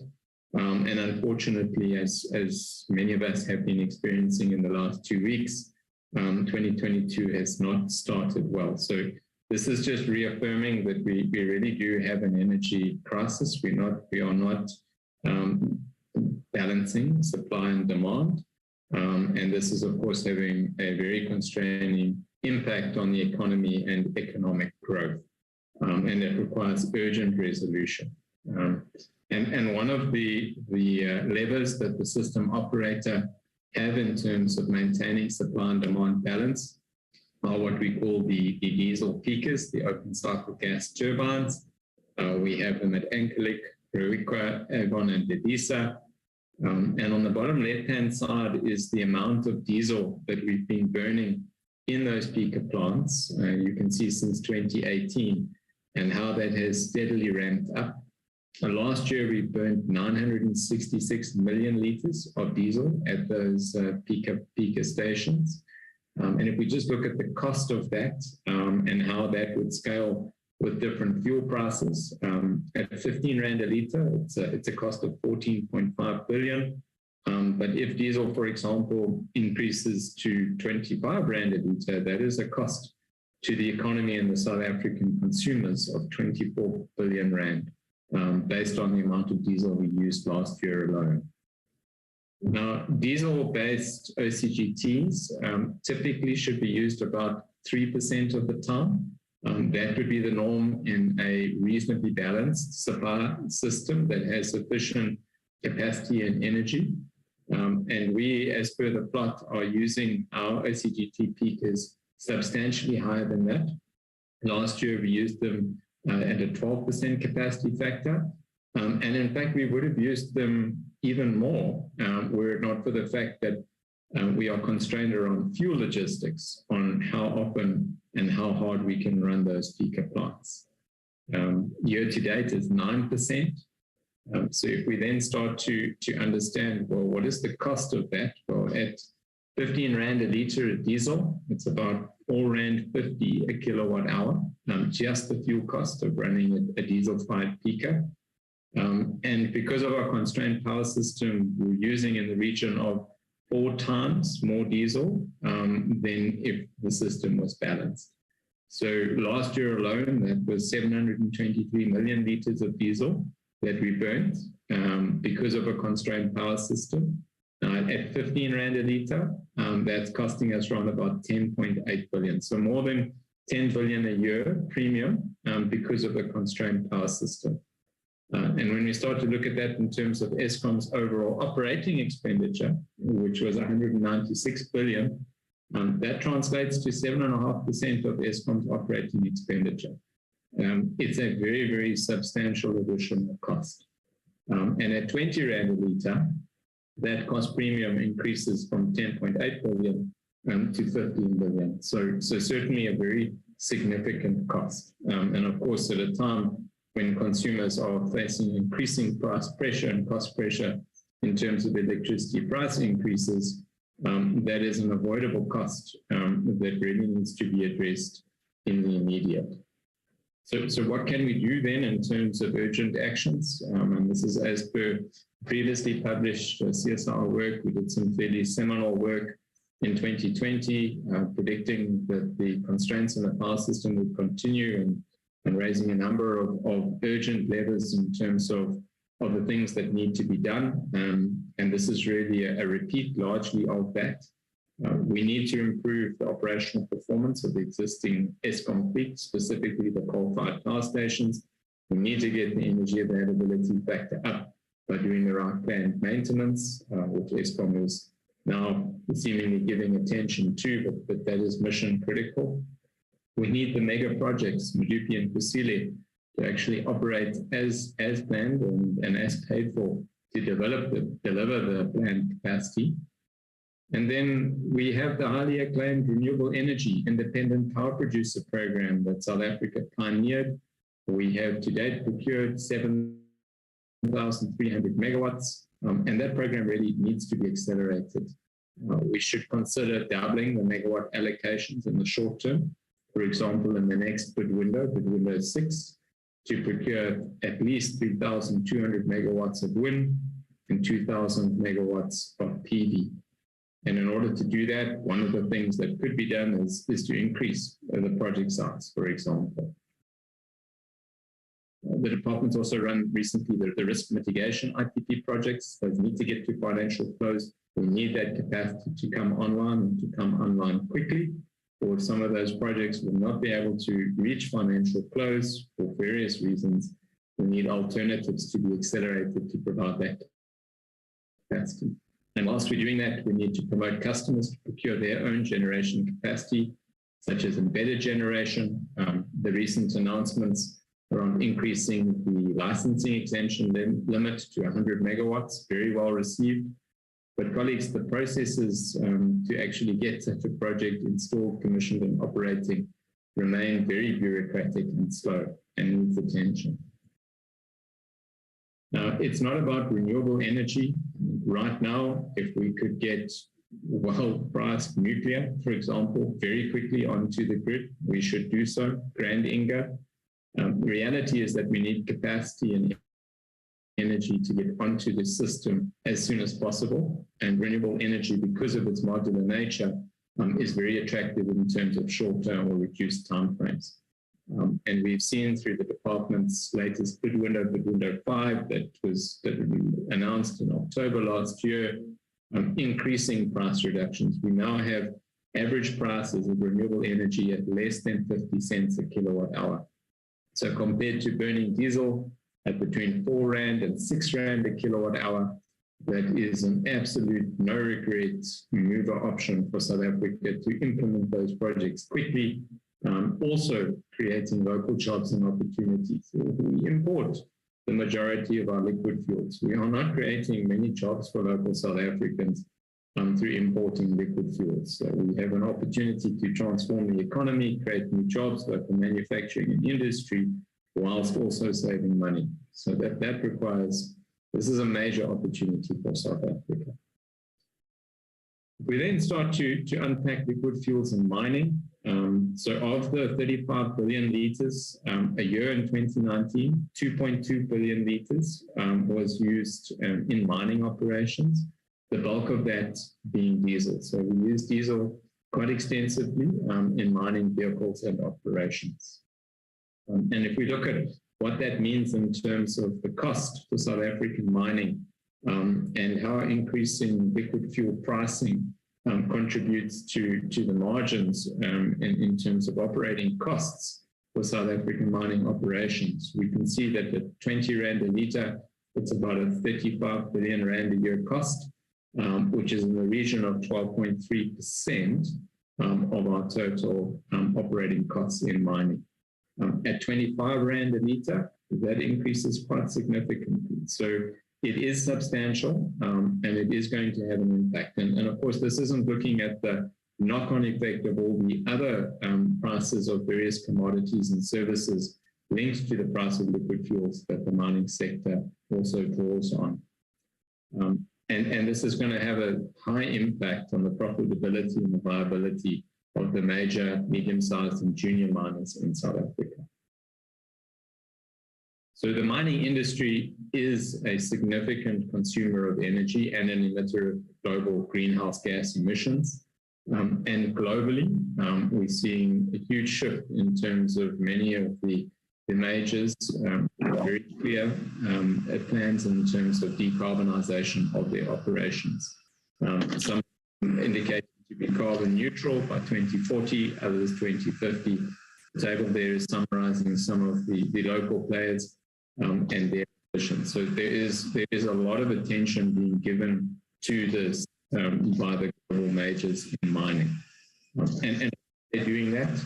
It's going to have a positive impact on operating costs. They can reduce the costs of energy using things like renewable energy. As I mentioned, at 50 cents a kilowatt hour, renewable energy is very cost attractive for mining operations. It's going to have a positive impact on share price. It's going to reduce their cost of capital, being able to access things such as green bonds. For a license to operate, we are seeing many jurisdictions that are placing very firm restrictions on things such as open cast mining, environmental approvals, energy, in order to be able to operate mining operations. So it's been a key driver for greenfield projects, and of course to provide a healthier and safer work environment for people in the mining sector.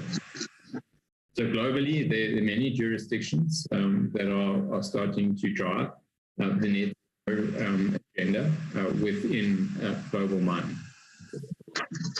So what does it mean then for the CSIR and the work we are looking to do? Well, certainly in terms of the electrification of mining operations through batteries, for example, on underground locomotives. We are working with local South African mining truck and equipment manufacturers, OEMs, to accelerate the battery technology integration and adoption, and looking to then develop the fit-for-purpose technology for South African mining operations. And likewise, we're working with the OEMs in terms of the opportunities in hydrogen, and how do we actually put hydrogen power through fuel cells in South African mining operation locomotives. We're seeing the major projects and developments being by the likes of Anglo. We need to support our local manufacturers to be able to remain relevant and be able to supply the local and export mining manufacturing value chain. So if we look at just who they are, not going into any of the detail, but you can see that some South African OEMs are already looking at the lithium-ion battery space and are eyeing the hydrogen space. We need to get this green dot across the board. We need to support these OEMs to be able to supply the mining technology of the future, which will be battery, electric, and green hydrogen. So if we start to then unpack and look at what are the alternatives for liquid fuels, it's really 4 key things that we need to focus on. As touched on earlier, we need to improve the efficiency. We need to use less liquid fuels. We need to make our transport systems where we use the majority of liquid fuels more efficient.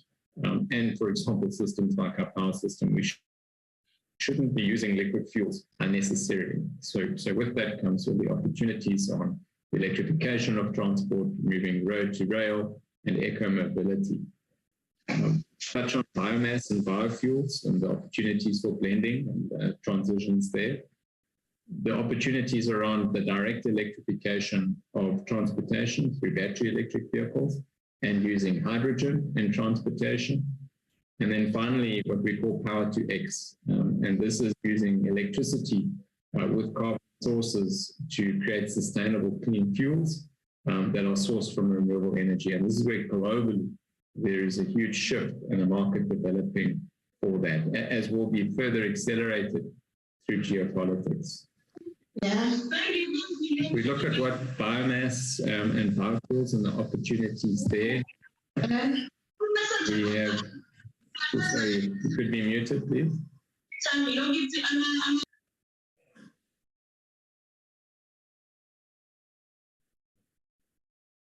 Thank you. So bioenergy, unfortunately, has relatively limited potential. I mean, it is something that we are considering and need to consider. But because of our rainfall constraints, some natural competition in terms of food security and variability of supply, it really is relegated to niche applications for cultivated energy crops. We can blend biofuels typically at about 5 to 10% of fuel volumes without having to do any modifications to vehicles. But despite biofuel blending targets, it really has been slow, mainly due to not being cost competitive. But when we start to see present-day USD-based oil prices, biofuels are certainly more feasible. But when we realistically look at the magnitude of crops that we could cultivate in South Africa sustainably, roughly only approximately 5% of our current diesel consumption can realistically be sourced from biomass. So it is something to consider, but it's not going to be the answer in terms of large-scale local domestic biofuel production from biomass. We have quite a lot of opportunity in the biomass to liquid space. So at the moment, Sasol and Petro SA, they use coal and gas as feedstocks to produce synthetic liquid fuels. We can use rather hydrogen as an input from either, preferably not fossil fuel based, and going forward from renewable energy sources. But then very importantly, using the biomass as the carbon sink to then create sustainable carbon-based fuels from renewable energy. And there is a growing global market for green diesel, paraffins, liquid aviation fuels that are going to be able to be traded globally. Yes, they will be more expensive, but when we look at present Brent crude oil pricing and the technology shifts that we're seeing in the technology space, it will reach a point where these sustainable fuels will actually become the cheapest option. But at the moment, there are subsidies that one can tap into globally to support such projects.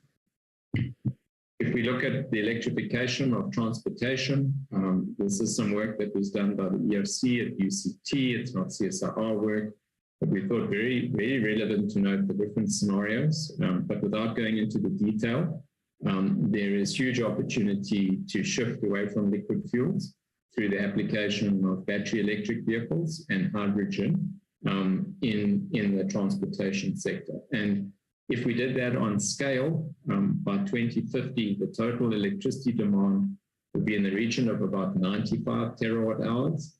And we compare that with the national forecast, that would be about a 20% increase in the electricity demand. So by hugely decarbonizing and shifting our liquid fuel transportation sector to domestic-based electricity, it will have an impact on electricity generation. So we need to address the capacity constraints there. But it's only 20% maximum. It's not a huge proportion. So definitely something that the electricity system could be expanded to do and to reduce our dependency on imported liquid fuels. And then Power to X. Well, what is Power to X? So Power to X is a really growing, huge international market opportunity. It's where we take renewable electricity from things like solar, PV, hydro. We electrolyze water. We can then do desalination at the coast and actually address both a water and an energy and fuel security challenge simultaneously, because we'll inherently create new water supply sources through doing this. And then we combine that renewable hydrogen with different carbon sources to then create sustainable clean diesel, petrol, and kerosene. And that fuel then is exactly the same as the carbon-based fuels that we've traditionally been used, and it can be used in transport and industry, etc. So why is it so prominent? Well, prior to the present global dynamic, a lot of it being driven from a global climate change, Paris Agreements, COP26, but very importantly, just the price reductions in renewable-based electricity is starting to make this technology cost attractive. But very important to note is that you start with direct electrification. Creating green hydrogen and synthetic fuels is inherently not very efficient. So the preference is to directly electrify that which you can through things such as batteries. And then you use Power to X and sustainable fuels in what we call the hard to abate sectors, long haul trucking and buses, aviation and shipping. Simply where putting a battery in a ship is simply not feasible. You still need a liquid fuel or an ammonia sitting in the ship. So we as South Africa globally well positioned to supply into this market. We have the landmass, we have the wind and the sun. We also have the technology, much of it patented through the likes of Sasol, Fischer-Tropsch processes. So we really do have a major opportunity, not just to supply our international global market, but of course, domestically as well. This then becomes the energy system of the future. On the left-hand side, we have the symphony of different renewable-based energy sources, wind, PV, hydro, biomass. Electricity becomes central to this. So solving the restructuring of the debt and financial challenges of Eskom is mission imperative, because we need to shift things such as transportation to electricity. The role of electricity needs to increase.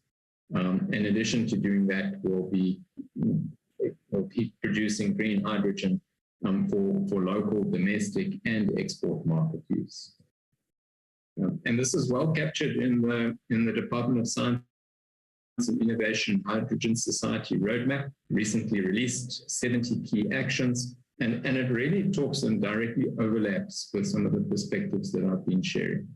Big opportunities in terms of decarbonization of heavy-duty transport, energy-intensive industry, enhancing the green power sector, manufacturing, creating export markets, and increasing the role of hydrogen. And colleagues, this is not just a matter of greening or CO2 emissions. This is a matter of economic imperative, and that this will become, in the longer term, the cheapest options. And South Africa needs to very aggressively become a key player in this space. So what are we then doing as the CSIR? It's the final section of my slides in terms of the R&D in this space. As mentioned earlier, we're working with local South African mining, truck and equipment manufacturers around accelerating battery technology deployment in mining. Likewise, in hydrogen fuel cells. We have a particular program of work that we're initiating with partners. We'd like to accelerate that. And of course, with this comes linking in with partners, linking in with funding. So this is a major area of opportunity for South African mining that the CSIR is leading in. We also are doing deep work across a number of areas that requires acceleration. If we want to address this dynamic and transition South Africa for the opportunities in these new technologies, we need to do a range of things. Mateta spoke earlier around improving the sustainability of transportation systems and the mitigation actions, not necessarily energy specific, but that would dramatically or substantially improve energy efficiency in transportation. Our work, our focused technology development work and Power to X and specifically on batteries and green methanol synthesis. We see specific opportunities for South Africa. And then the national energy system modeling that we've been doing, very specifically moving beyond that of just electricity, but looking at the energy sector broadly, with the intent to identify the local and global market opportunities to be able to create and to support bankable projects. We need to actually start to break ground on new infrastructure projects in this space. And with that is then the implementation of the Hydrogen Society Roadmap that I spoke to earlier. There's very, very good strategic foresight in that roadmap, but it now requires deep implementation. And then, of course, the continued R&D around sustainable energy sources. All of this is largely supported by the fact that we have an opportunity to generate low-cost sustainable electricity. So the continued work in that space to then support these further market opportunities broadly in energy that requires continued focus by the CSIR. And then the takeaways, we spoke about them earlier. So it's about decarbonizing mining and partnering with the juniors, the majors and the OEMs to decarbonize, to improve the efficiency in transportation, to address our power system constraints so that we're not burning 4 times the amount of diesel than we need to, and that we use diesel for the right applications, that we appreciate that there's a role for bioenergy, but it will be limited, that we need to transition the coal and gas to liquid processes of Sasol and Petro SA to biomass and green hydrogen, and in doing that, tapping into the growing global market for clean products, where we will be able to export those into and be able to get paid a premium for those products. We need to implement the Hydrogen Society Roadmap. We need to do that through mining, battery electric vehicles, etc., etc. And of course, we really, we do this in an ecosystem working with partners. And I think this is the opportunity to reach out and say, how do we as a country, not just the CSIR, but really support the innovation and the R&D to unlock these major opportunities in South Africa. We are faced with some deep challenges around increasing fuel prices. It's unlikely to be resolved in the immediate. With this comes the opportunity to leapfrog and to implement new technologies that will take us forward. Thanks very much. Dr. Dlamini, I don't know if you want to add anything further from your side. Thank you.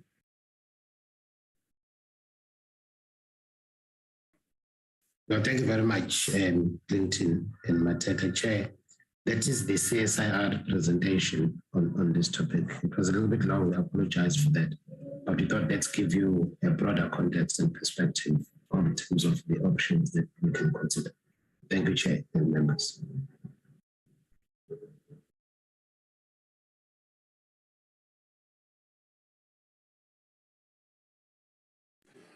Thank you very much, CSIR, for your presentation.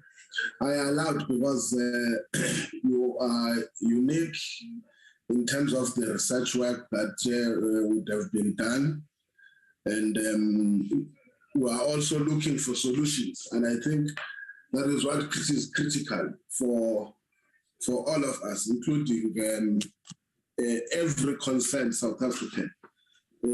Should see this as one of the key areas that we need to pay very serious attention as it impacts to almost every living individual in this country. Without any further ado, honorable members, I wouldn't want to limit. Maybe we may start with the department, or if members deal with questions of clarity, let's deal with those questions of clarity and state with a reference from which one of the 3 inputs. But secondly, let's just stick to questions of clarity and comments. With the presentation that has been made, it becomes clear that whilst we may need to look at the low-hanging fruit, what are the immediate issues to do? There is a lot of discussion that we'll have to take place. So I will just ask that in as much as we express our views, let's reduce something that seeks to make it a discussion for now. Let's get clarity from those or our express view specifically on the actual presentation, especially the proposed alternatives, where there could be certain shortcomings or we think there is a point to emphasize on. And there's a reason I'm saying that, because at times in our discussions, we, instead of dealing with the people who are coming to the committee to present, we end up making it very difficult for them when we start to engage, not even on what they are raising, on what for us are supposed to agree and or disagree on. Without any further ado, let me check. I see the hand of Honorable Melam, Honorable Matogwe, Honorable Volmarans, Honorable Mashaule. In that order, until I come back again, or after it will be Honorable Kula. Can I get Honorable Mailem, Honorable Mashaule, Honorable Mailem, Honorable Matogwe, Honorable Volmarans, it will be Honorable Mashaule, then Honorable Kula. Thank you, Chairperson. Chairperson, I hope you will excuse me for not putting my video on. Chairperson, let me start with DDG Makubela and the department's presentation. I want to make a couple of comments and then some questions. The comments are, first of all, I think it's important that we note that we don't actually import, to the best of my knowledge, any oil or refined petroleum from Russia. Our major import sources of crude oil are Saudi Arabia, Nigeria, Angola, Ghana, Togo, and Norway, and we're importing about 450,000 barrels of crude a day. We also don't import any refined products from Russia, where we're importing about 200,000 barrels a day, and those come from Oman, the UAE, Saudi Arabia, India, Singapore, and Bahrain. So while I accept that Russia as a significant player, and when we say significant, we must bear in mind that we're talking between 7 and 11% of global market production. While that's a significant player, there are other sources of oil and petroleum products that we need to factor in, and we should be looking at that rather than focusing over much attention on Russia and its situation. I am concerned, Chairperson, that DDG Makubela's presentation doesn't really address the issue of the fuel price and how it can be resolved so that the impact on South African consumers and businesses is minimized. And to this end, I'm very curious, what is the status of the fuel price review that was announced by Minister Mantashe and Finance Minister Godongwana? How far are we in that process? Has there been any consultation with NEDLAC and other stakeholders? Has there been any consultation with the fuel industry as to how we can mitigate the impact of fuel price increases? Has the structure of the fuel pricing model been reviewed, and what is the status of that? I'm also concerned, Chair, that I've raised this before, but I have a concern that we have insufficient strategic reserves. And this is something that goes back to 2007. The Morani Commission report has not been fully implemented, and we don't have reserves of refined fuels. Now, that is a major, major concern. I want to draw the committee's attention to DDG Makubela's comment about finding a buyer for SAPREV.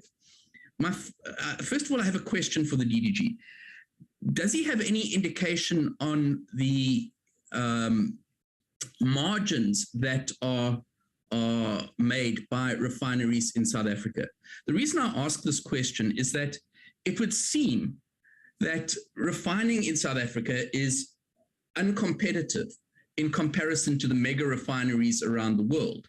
And, if the big refineries are 500,000 barrels a day, 1 million barrels a day. There's a refinery in India that is 1,140 million barrels per day. That's 10 times the size of Sapref. Now, my question is, are continued imports of unrefined crude the way to go? Are we competitive in the global market having refineries in South Africa? And that's a question that I think needs urgent answering. Then moving on to the National Treasury presentation, I just had a question for Mr. Joel. First of all, thank you for the presentation.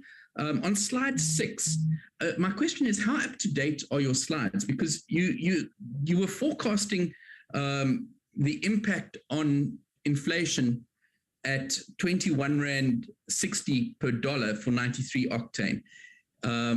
And it's currently at 21 Rand 35. We're probably looking at somewhere in the region of 27, 28 Rand before the end of the year if the price continues the way it's going. So I'm concerned that your chart doesn't give us a realistic picture of what the impact is if we see significant price increases on petrol.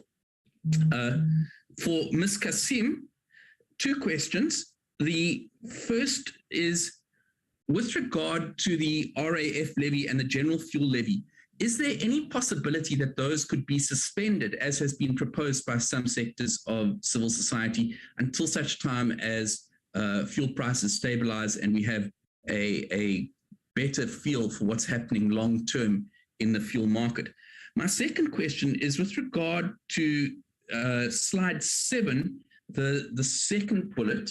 I'm just curious as to the impact of the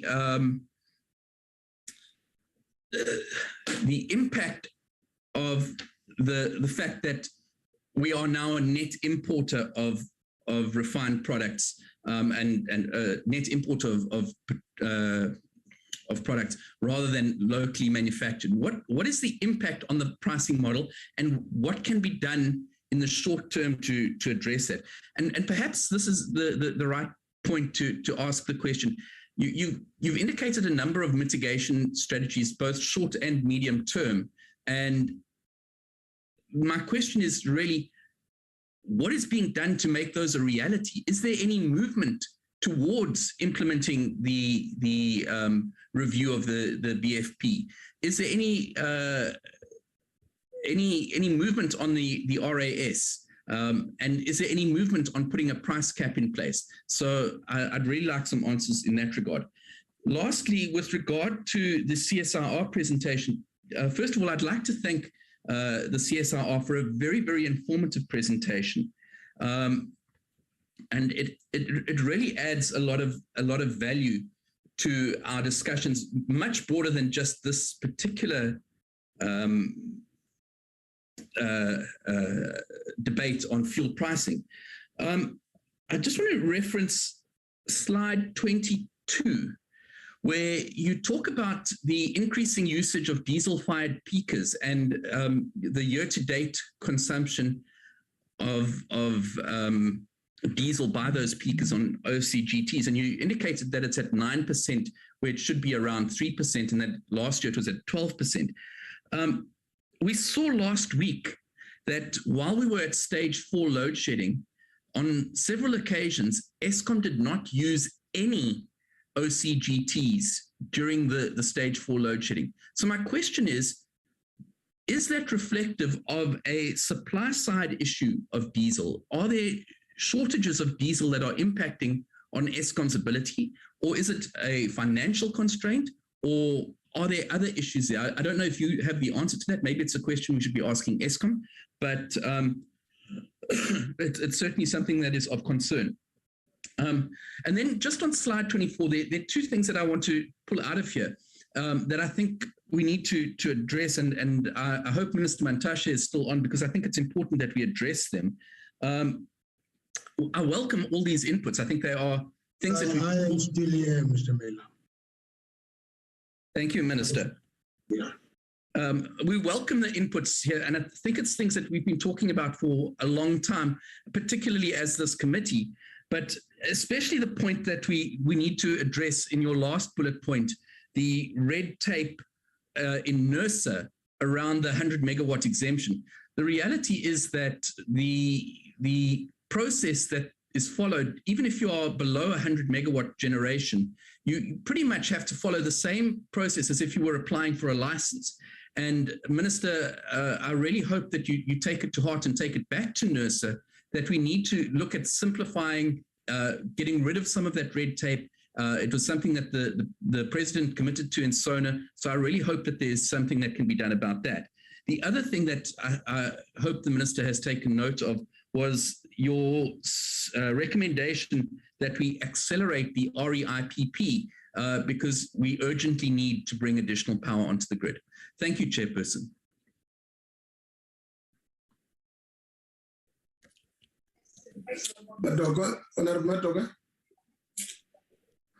Thank you very much, Chair. Greetings to everyone that's in the meeting. I'd also like to just start by welcoming the 3 reports, which were quite informative. I think also the report of CSIR has given us in terms of information that will assist in shaping future conversations just around minerals and energy in general. So I just have a few questions or a few concerns rather. The first one is on the report of the department. I think the reality is that where we find ourselves right now as a country, it is at a very vulnerable and close to crisis situation. And that is also stemming from the fact that South Africa has placed itself mostly as a consumer in a lot of things. We do not have things that we can clearly say that this is produced by us or we have ownership over this, including petroleum or fuel. So the COVID-19 pandemic as well should have sort of in a way made us think outside the box and perhaps even review some of our positionality rather as a country in terms of what are the main things that we need to actually strengthen so that we are not always dependent on geopolitics, or we're not always dependent outside. As we find ourselves right now, when the world sneezes, we catch the flu, and that should necessarily not be the case. So the reality is right now that the war in Russia and Ukraine, it might take longer. It will not just stop now. Secondly, it might even intensify. So I'm interested in what are the measures that are being put in place, as in right now, as in that have been put in place, number one, and that are going to be put in place right now or in the immediate, to make sure that we cushion ourselves as a country from the after effects that we have spoken about in this meeting, or the implications of the war on, number one, our access to fuel, and secondly, on overall the economy. So that is the best one. Like, we need to actually think like worst case scenario and put certain measures in place. I think some of them have been spoken to, like the issue of that people must perhaps start working from home so that we start saving fuel before we run out. We also need to look into negotiating with fuel producers, because I remember in one of the meetings that we had indicated that we do have African countries that are supplying us with fuel. Understanding the politics in the world as well, the West will always cover each other, as it happened during COVID-19, where they always covered each other and Africa was found wanting and scrambling. So perhaps we need to start having those conversations with African countries to see how we can assist each other, and other countries, by the way. I think also we need to now look into negotiating, perhaps even with the Treasury, to start putting relief funds, so that should it really get to where we think that it's going to go, we are not found scrambling or wanting. And not only must we put money aside for relief funds, but we must put measures in place to make sure that that money does go to people that it was intended to, because we have also, those are lessons we should perhaps have learned from the relief funds that were issued during COVID-19 or for COVID-19, that a lot of that money is still unaccounted for. A lot of money has not necessarily gone to the people it was intended for, and people have still not been held accountable for misusing and defrauding a very vulnerable situation. So I think that's the one thing. What are the measures that we are going to put in place, and what are the measures that we are putting in place right now? The second one, I think it's on the question of exploration and the need for us to explore our shores. The reality is really that the conversation on exploration is happening in silos. One person is pulling one direction, the other is pulling another direction. And it is important that the relevant departments or the relevant stakeholders must actually find each other and have those conversations. But it is also important that the conversation on exploration must also happen alongside local ownership of all those resources, rather, that we will be exploring from our shores. It should also be speaking about local beneficiation, because currently what is happening is that we're speaking about exploration, but the people that are actually doing the exploration and who are bound to make most of the profit are multinational corporations, which therefore means that as South Africa, we're still not going to benefit as much as we should. So we should actually look into local beneficiation. We should look into owning our resources, especially resources that are in our land. Over and above that, it is important that we do not dismiss the concerns that communities have around their livelihoods, around the environment, around water resources. And therefore, there needs to be a breaking ground between the two. And all exploration methods that are being used must not be harmful, because the reality is that if I must explore and my exploring in a particular area means that the fishermen there are now not going to lose their jobs, or there's going to be pollution and all these things, then it does not assist. So we need to find a way and make sure that all exploration methods that are going to be used are not harmful to the environment, they are not harmful to the livelihoods of the people, and they do not impact the water systems, because South Africa already is struggling with the issues of water. On the issue of, I think that the third issue that I want to address is the one of saving the refineries. I think here as well, I just want to quickly refer to the last meeting where we discussed refineries at length. I think we're discussing, around April last year, we're discussing refineries in South Africa and also the basic fuel price. And there seemed to be not necessarily a clear direction whether we want to save the refineries or whether we just want to allow things as they are. So I do commend, or I do agree with the fact that we need to do everything humanly possible to save the refineries. But over and above, I'm just interested as well, because I think that the conversations that we had in that meeting was that South Africa must look into developing a mega refinery. So in the last 11 months since we had that conversation, what has been happening regarding that? I think one other thing that was discussed was that Project Mthombo was supposed to have been started on time. And had it started on time, then perhaps South Africa would have been cushioned to a certain extent from some of the negative impacts that are happening or that are coming along with the closure of refineries. So can we perhaps get some feedback as well in terms of that, what has happened in the past 11 months since we had that conversation? There was also a mention of Saudi Aramco that had wanted to open a refinery in the Richards Bay, but then because of COVID-19, there were implications. Has there been any developments since then?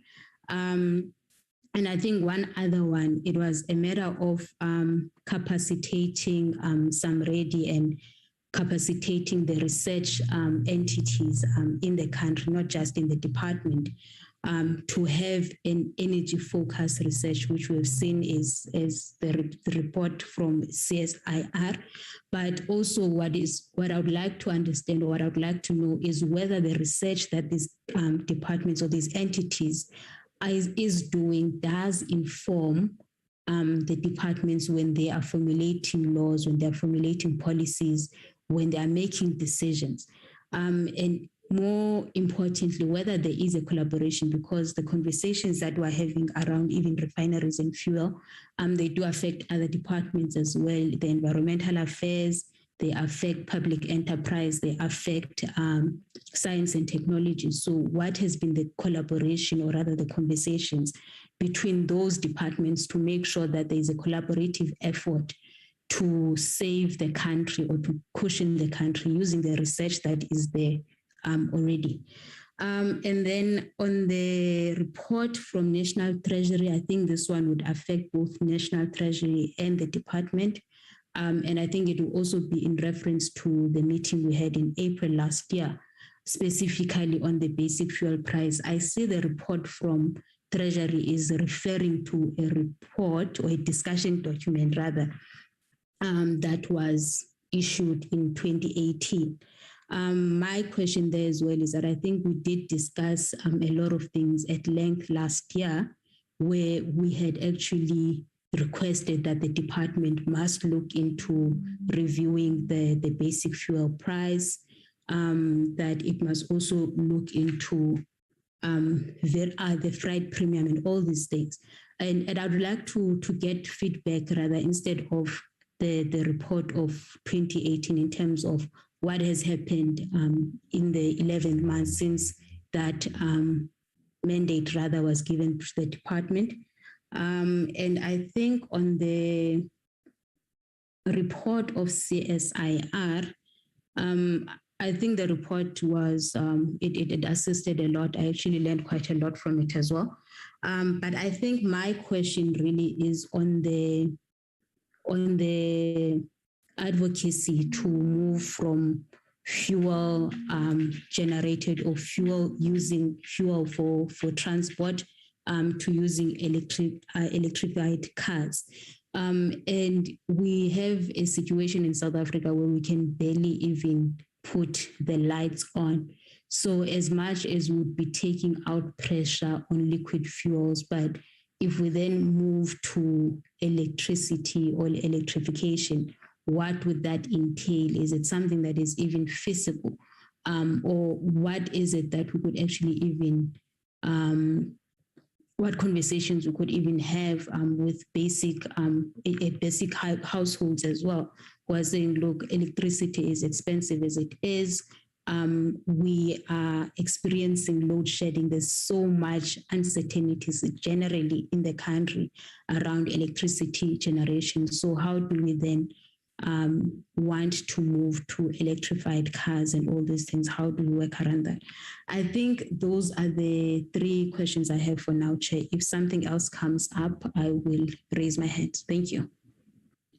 Thank you, Honorable Madoka. If time also permits, you be considered. I just ignored, it was brought to my attention before the last speaker, which is Honorable Ola. It's going to be Honorable Boshoff. Please accept my apology. Honorable Boshoff, welcome to the committee. It's not a question that you were noticed, but it has been brought to my attention that your hand was up and you were part of the meeting. Can I give in to Honorable Volmarans? Thank you, and greetings to yourself, Chairperson. The honorable members, I greet you as well, the Minister, and the department participants on the platform as well. Greetings to you. Chairperson, I am going to be a bit brief because a number of points have been mentioned. Whilst I welcome the presentation done here, specifically on the impact of the increasing prices on our economy, and alternatives that might be available or envisaged in addressing such increases. The first presentation by DMRE gives a background and a great emphasis on reliance, especially on other countries. It gives emphasis on refineries, resources and their capacities, and also investments, and how we should go around lobbying and or making sure that some of the refineries that are closed are reopened. This negotiations and or arrangements, I think, should be pursued vigorously, because on a number of occasions we have had this conversation, and I would not know how far and how fast we have come to this issue to be realized. And I'm saying this around the backdrop of we don't have to wait until we are in a crisis mode or facing a crisis to be opening such avenues. The Russia-Ukraine war that is currently unfolding, Chairperson, it also highlights how fragile a number of global economies are, which includes ourselves, South Africa. So it also shows that the ultimate pricing, the oil fuel pricing, is not necessarily in our hands, which brings to the fore the fuel price review that has been discussed. And my recommendation and or input is that that review, whether it's a review between the departments, a panel or so, that review process must be fast-tracked so that we can see where we can cut off in as far as a lot of the other issues around the levies are concerned. A number of times we have heard about the stakeholders, and then of other stakeholders, and in the short and medium term, we have what is recommended now to go through the reviewing of the different levies.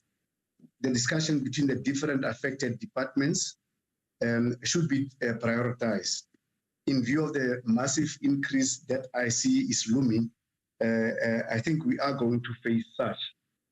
So CSIR comes to the table with a number of options in the long term specifically, and there are also a number of options that they have put some timeframes that can be kickstarted within 3, 4, 5 months, and also the question of them to be supported with resources.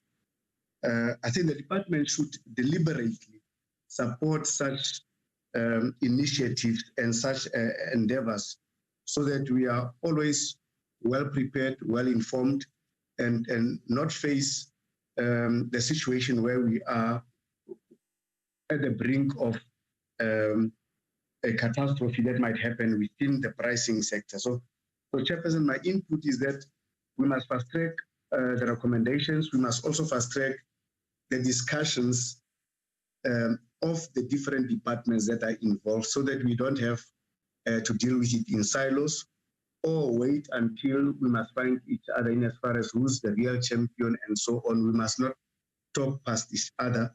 And I think that's where maybe some help will come from in as far as the departments themselves, the entities that are different, talk and come up with a way forward in the short term. Thanks, Chairperson.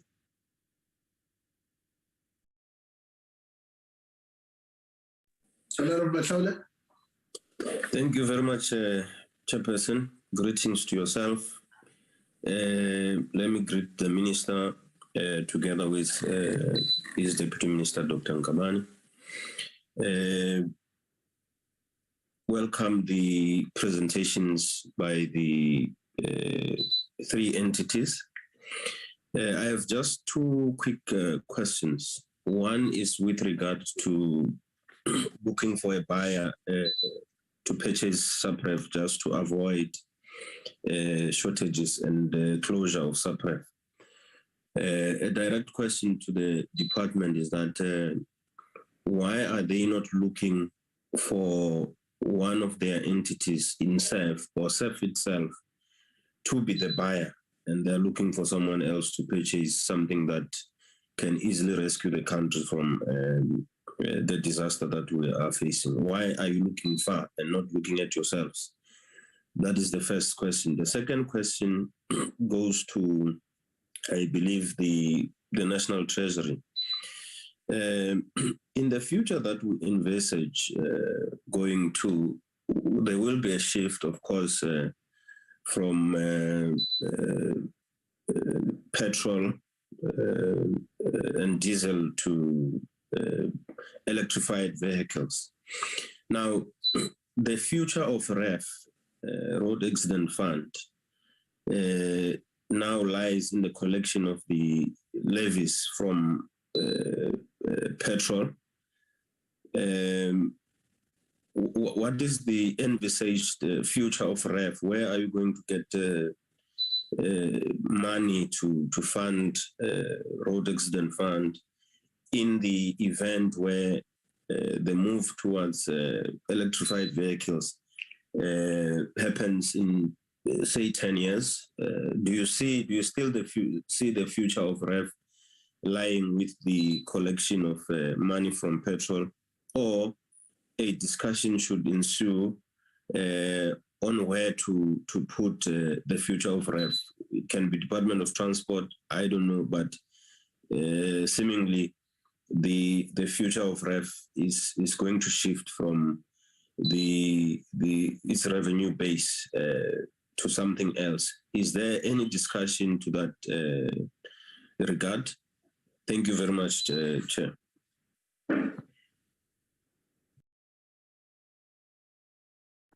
Honorable Boshoff. Thank you, Honorable Chair. I hope I am clear. I have problems with my gadget. I just want to ask a few short questions to the CSIR on that Sankey diagram. I also don't know if I pronounced that exactly correctly, but that's of the energy use. Quite a large line goes towards losses. What are those losses exactly? And then regarding the peaker oil prices, if the report refers to the fact or to some prices, 15 Rand a litre for diesel or 20 Rand a litre for diesel. I just want to confirm, are those prices, do we know what Eskom pays for diesel? Had it been 15 Rand when the pump price was 15 Rand or 20 Rand or whatever? I think maybe that's a question to the department. I'm not quite sure, but what does Eskom actually pay for the diesel? And then to the department, I want to ask, has there been any attempt to compare timelines between the Hydrogen Society project of the Department of Science and Innovation with the timelines of new refineries or increased capacity for refining and exploration on the coast? Because as Honorable Mallam has indicated, information is that even existing refineries are taken offline or are contemplated to be taken offline because it's simply not feasible. South Africa did not keep up with the technology in refining, and the scale on which we refine is so small. Now, of course, that delivers us to the uncertainties of international politics, but that tends not to last forever, and the huge investments that would have to be made into either or both exploration on our own coasts and additional refineries as to be compared to the hydrogen. Has there any comparisons in these timelines been done? Thank you, Honourable Chair. Thank you, Honorable Kula. No, thank you very much, Chairperson, man. Firstly, greeting to the Minister and the Deputy Minister. Greetings to the Director General of the Department, the Capable Advocate Mukwena, and all other DDGs on the platform. Greetings to colleagues in the Portfolio Committee. Firstly, Chairperson, I think let me start by welcoming the presentation from the DMRE, the CSIR, as well as the Treasury. And I must say, Chair, that I don't think there would be any discussion which has got to do with what is happening, the conflict between the Russian Federation and Ukraine, without calling for an end to this war, Chairperson, and calling for all parties that are involved in this war to go into the negotiation tables to avert the dire economic consequences of this war, as well as the loss of innocent lives that happens during such wars, Chairperson. I think, Chair, if you look at the impact that this war has on our economy, it can tell, because none of us at this point in time can anticipate when the war would end. But if you look at the rippling effects that it is likely to have in our country, it says that our country must continue to play a meaningful role in calling for a dialogue between the two affected countries. Let me quickly zoom into what I've seen suggested under the interventions, Chair.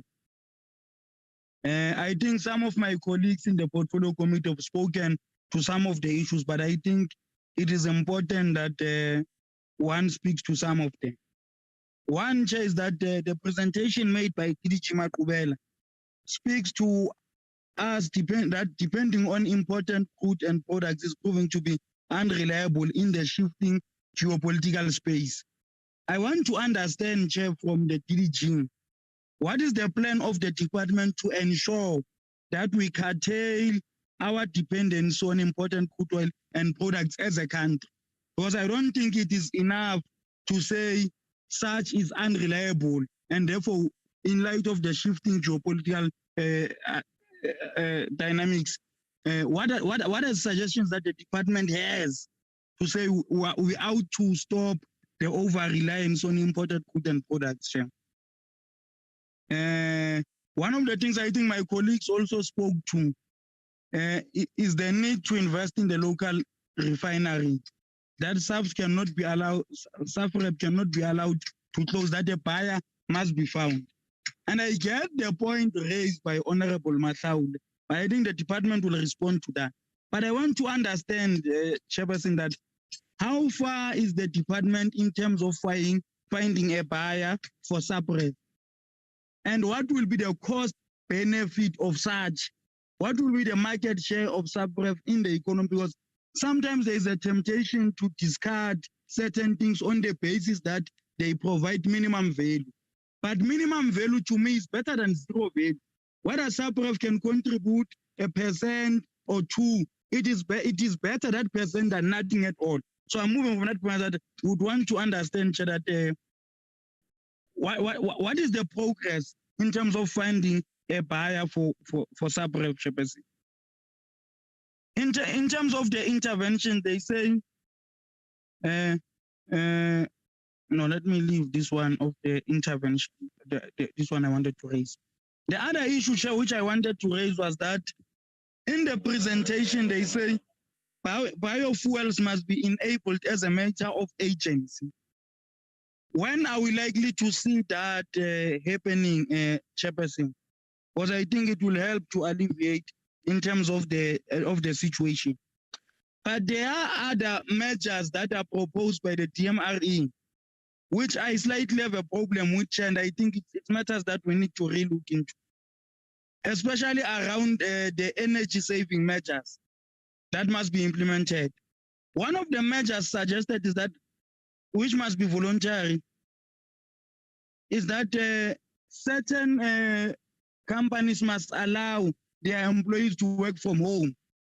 And I don't think that we should be saying that should be voluntary. I think we should find a way, Chairperson, to regulate and say which companies will do that.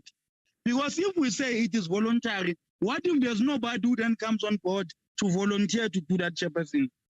So it says that we need to say, let's regulate that these are the companies we feel that must have staff working from home to alleviate the challenge.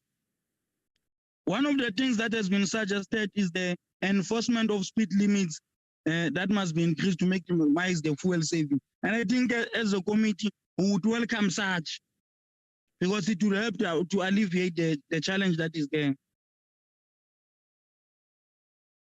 And another issue which I wanted to raise was around the presentation made by the CSIR in terms of some of the companies that are consuming a lot of fuel, for instance, in the mining space, in the transportation space, as well as ESCOM. Because in my view, I don't think, because none of us can say from where we're seated that the war between the Russian Federation and Ukraine is likely to end at this stage. So without that knowledge, I think we ought to be in a position to take strict measures now, rather than wait for the situation to be dire. So I wanted to check what are the plans of the department to curtail some of these companies which are consuming a lot of diesel and a lot of oil and a lot of crude oil. When are we likely to put a cap on the usage of oil, Chairperson? Because yes, we can say that motorists must use so much amount of oil, but that will not be enough if we don't factor in individual companies which are consuming a lot of oil and diesel. So what are some of the plans to ensure that before even this matter goes out of hand, what are some of the plans to ensure that big companies also play a role in terms of usage of limited amount of fuel? Because we can't say to ordinary citizens, this is the amount of fuel they must use. But to companies who use billions and millions of liters of fuel, then there's no cap for them. I don't think it's fair on individual citizens in this country. So what are some of the plans of the department to ensure that we curtail some of these big companies which are losing a lot of fuel? Thanks, Chairperson. Thank you very much, honorable members. Without any further delays, allow me, honorable minister, to start the other way around, CSIR and then the National Treasury and then the department.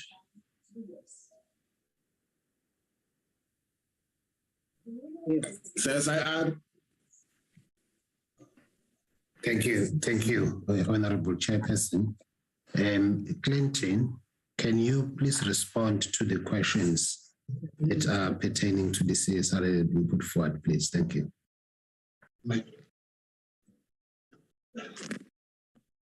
Thank you, Chair. There are a number of them.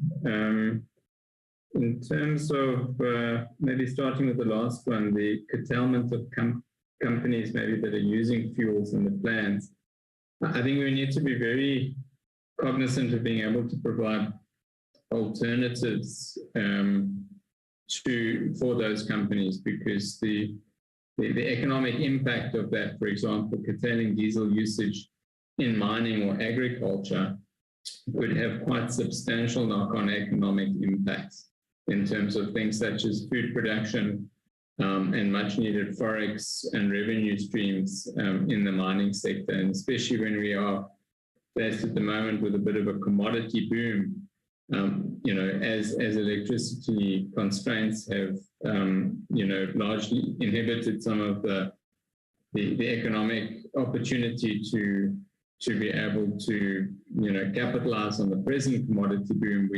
We don't want to further exacerbate such a situation by curtailing liquid fuel usage. And it'll be interesting to see then how the dynamics play out globally in terms of will there actually be constraints, or will it simply be an element of pricing? Of course, one would be able to provide the electrification alternative to those companies, and I think various mining houses would gladly accelerate the implementation of greener solutions, but that then requires the ability to bring additional renewable energy capacity online very quickly. either through reducing the red tape that was mentioned in terms of the presentness of processes, so that the likes of mining houses and agriculture can get projects onto the grid quickly, and the acceleration of, for example, the renewable energy procurement and the emergency response programs. So we need colleagues to get the new capacity in the electricity sector online as soon as possible through a combination of government central planning and private sector, so that companies have the alternative. Because surely the solution here is not to say, well, you have to use less diesel, but we can't transition to electricity because the power system is constrained. That is a zero-sum game and not going to move the economy forward. Mr. Bushhoff raised the issue of the Sankey drawing and the losses. When we convert energy such as coal or gas into another form like liquids, and it's the same if you see the efficiencies and the losses in the coal power generation sector, a large portion of the inherent energy in that coal or that gas unfortunately gets lost through the conversion process into things such as heat. It's an inherent inefficiency in converting between energy sources, and it's unfortunate. So it's not that that is wasted energy in a sense that it's something that we could be doing something with. It's just inherently when we convert coal and gas to liquid fuels, there's only a certain theoretical efficiency that we can achieve. So it's simply a consequence of that. I think that's where the direct electrification of transport systems, and liquid fuels is particularly attractive, is that it's inherently a lot more efficient. So not only can you transition away from liquid fuels, but overall, you're actually using less energy because the conversions from electricity, for example, an electric vehicle, is very close to unity. So there's big opportunities there. The Eskom diesel price, I'm following up with the team in terms of the price that's paid for diesel. I think that would need to be directed directly to Eskom. And there are two different types of peakers. There are the Eskom-owned peakers, and there are the Department of Energy procured IPP peakers, with the fuel being a pass-through cost. So, when one looks at the Eskom annual report, one needs to be cognizant that it's not just Eskom purchasing diesel, it's also the independent power producer peakers that are producing or purchasing diesel and then, charging Eskom capacity and energy costs. Mr. Vormerans raised the issue of support for the CSIR and the support of the department. Very, very, very much welcome that, and we would be very keen to engage the department further as to the opportunities to collaborate and to be able to concentrate the various resources in the country to be able to accelerate these opportunities. So we would, as the CSIR, most certainly welcome the opportunity to engage further and with other stakeholders. There are universities and other role players working in this space to create the catalytic new opportunities. So that's really appreciated.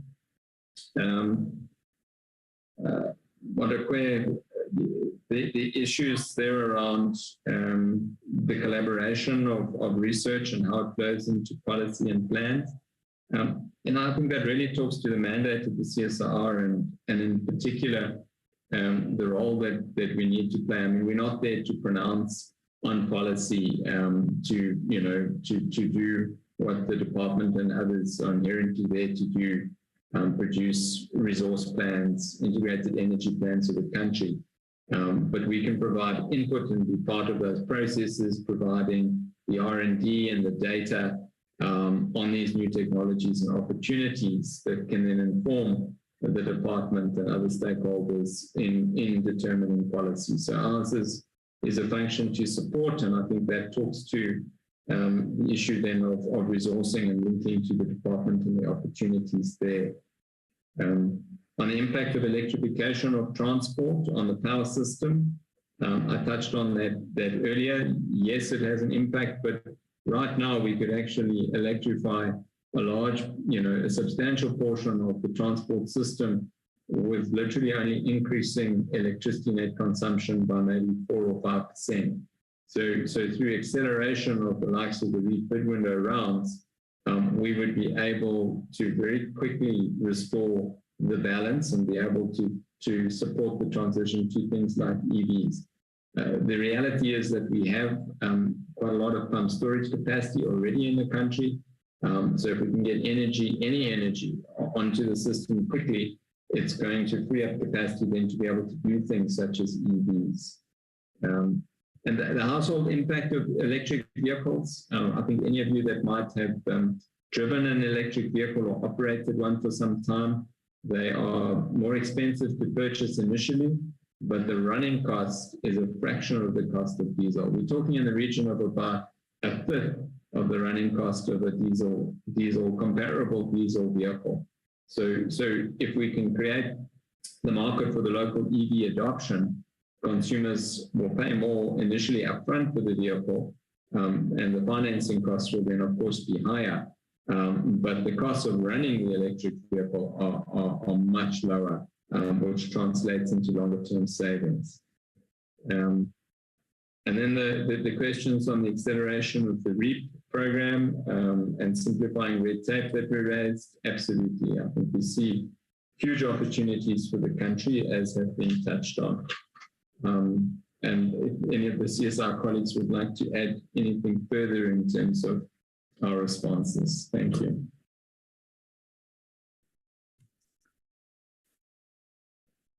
Yeah, perhaps very quickly on my side, I think just three things. Honorable Volmarans made reference to CSIR in looking largely on the longer term. I mean, in our conversations with some of the municipalities, cities, things like lift clubs. If you look at the regulations around lift clubs, people coming together to say let's save on costs. It can become quite cumbersome. Although the newer regulations in 2011 tried to make it easier and so forth, but still you have problems, and also you have issues of intimidation from taxi operators and so forth. So making that environment a bit friendlier, digitalizing that space so that it is easier to find a lift club, it is safer and so forth. You can improve, costs or reduce costs for quite a number of, in the short term, a number of people. And then the issue of the road accident fund and the levy and so forth. We have a program at the CSIR that we are funding around the transport safety laboratory. And part of that is to start modeling risks. So instead of saying that we have so many crashes or this site is a high accident zone, you start modeling the risks, because if you have a handle on the risks, you will ultimately have a handle on the actual crashes. So what this lab does is to look at various options to implement in the system such that we can indeed, model the risk and intervene.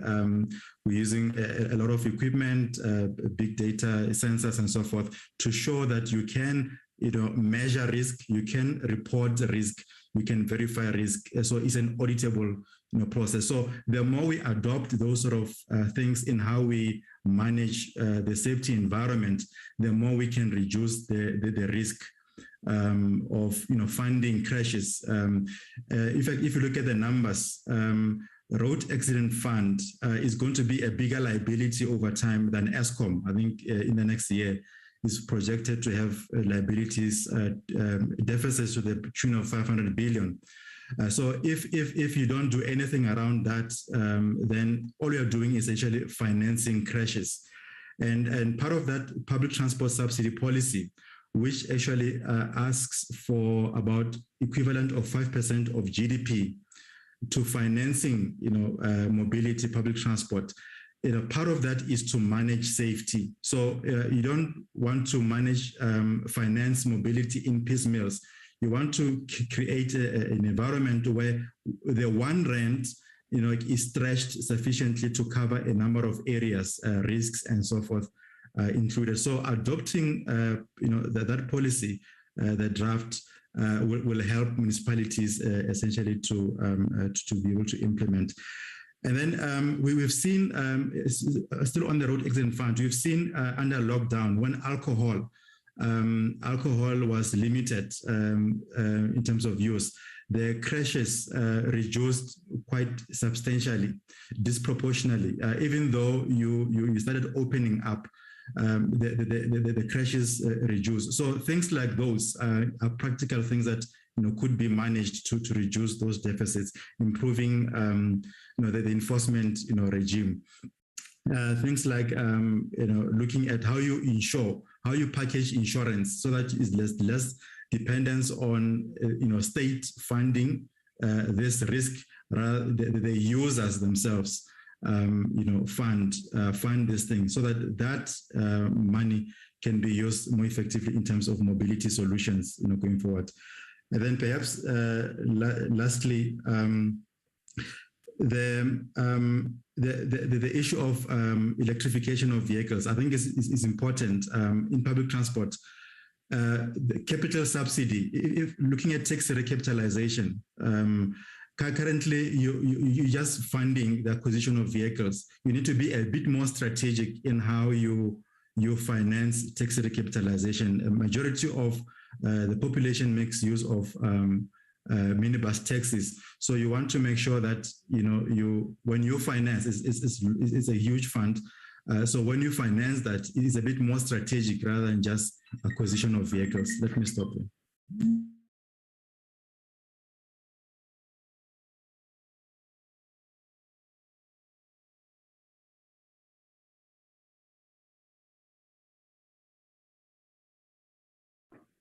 Are you done, CSIR?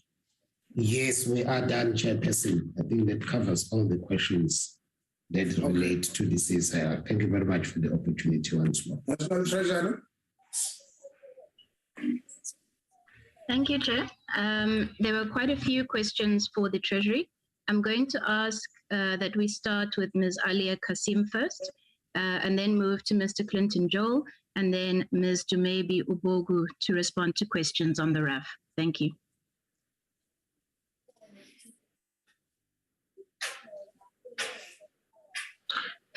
Thanks, Chair, and thanks to for all the questions.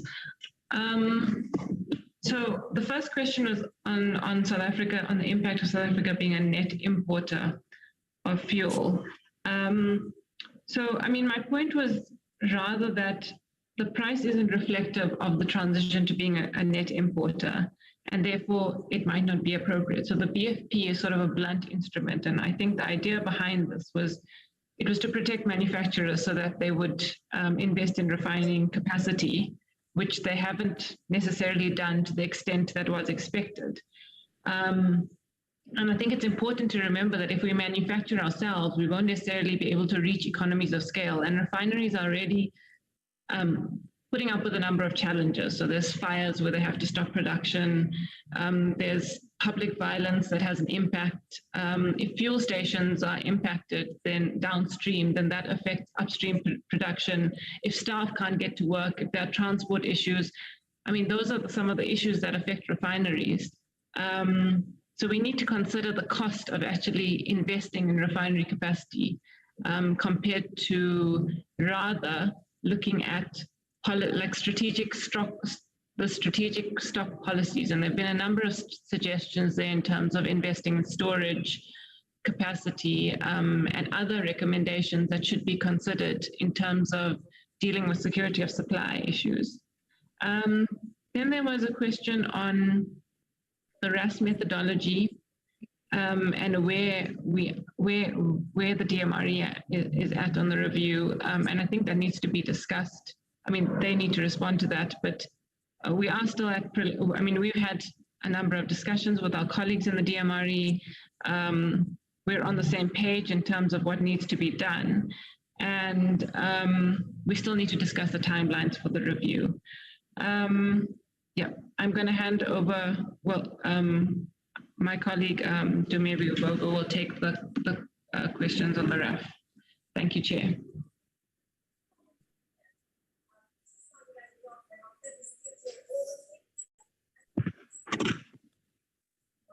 Okay, thanks, Chair. So I think there were two questions on the RAF. The first being, and please do forgive me, I can't recall which honourable members actually asked the questions, but I do believe one was on the suspension of the RAF fuel levy. The first thing about that is that to actually suspend the RAF fuel levy will require a change in legislation. So the Road Accident Fund Act actually stipulates that the fund will be financed using a road accident fuel levy, and that is paid directly into the National Revenue Fund, which is why it's always a direct charge against the fund. So it's not appropriated. So I guess the question is, can that be done? I guess technically yes, if you do change the legislation, and there's I'm not quite sure how much immediate relief that would then give. But in addition to that, the Road Accident Fund Act still remains. So the question around how do you then fund the road accident still needs to be answered, because that deficit needs to be financed from somewhere. At present, that's, I think, what's been transferred to the road accident every year is around 44 billion. So it could potentially leave a whole of 44 billion in the fiscal framework. I think the other question that was then asked around the buoyancy of the tax instrument that we currently use to fund the road accident fund, which is fuel levy. We are cognizant and mindful of the fact that as we do see more EVs on the road, and even as we just see more efficient cars, so cars that use fossil fuels, but they're just more efficient in use, you will find that those cars will then use less fuel, therefore will then pay less revenue. And I think that's why it's quite imperative for us to then push the road accident, the RABS bill, so the Road Accidents Benefit Scheme, which moves away from what we currently have with the Road Accident Fund, which is effectively operates as an insurance, to then move to a more defined benefit scheme. So we are well aware of what it will then cost us to continue to have a social benefit scheme that is tapped into as a trigger being the road accident. And even though we will still continue to use the road accident the road accident fuel levy to finance the RABS bill, most likely. The big thing about that is that it becomes something that we then know is part of our social safety net, so as to be considered as part of how we then consider our old age grants, and those kind of funds, because we kind of know how much it will cost us. We know numbers, we know what the defined benefits are, and then with actual estimation, we can sort of guess how many accidents we're then having on the roads, and this is what we'd like to pay out, given that we know what the confines of the payment looks like. Thanks. I'll then hand over to Clinton.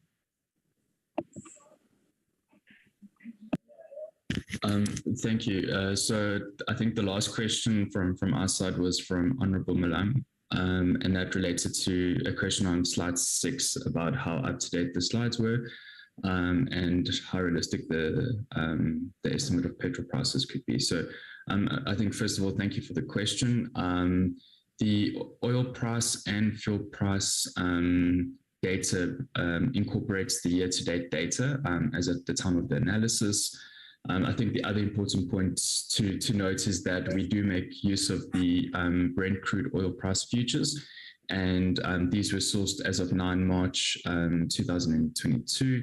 And ultimately what we've seen from that is that the oil price is given that set of oil price futures, likely to peak in March, April, and then from there slowly easing throughout the remainder of 2022.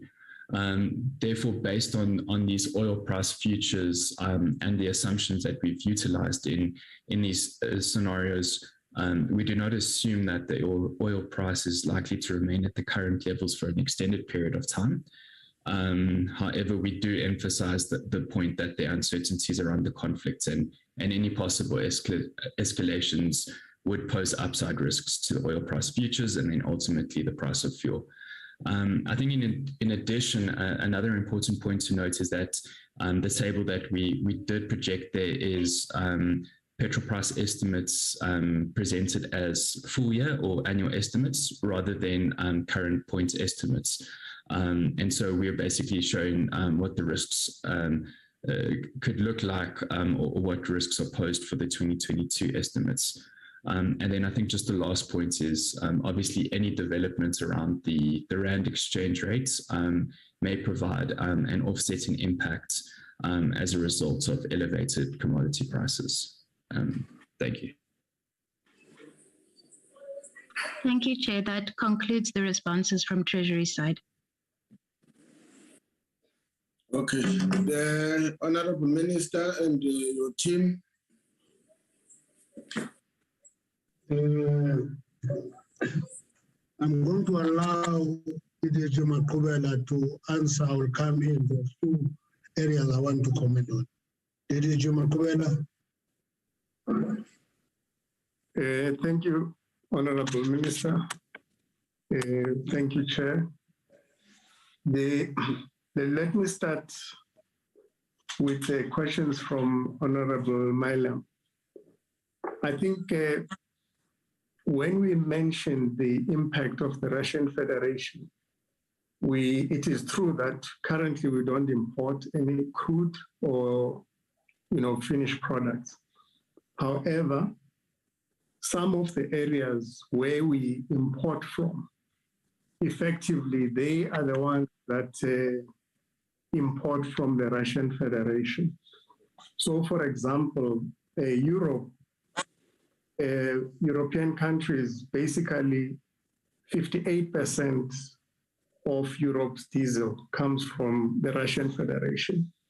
So whatever happens there is going to have an impact on the global fuel supply in general, because then they have to go and seek alternatives when they can no longer be supplied. I think that's what we're trying to raise as an issue there.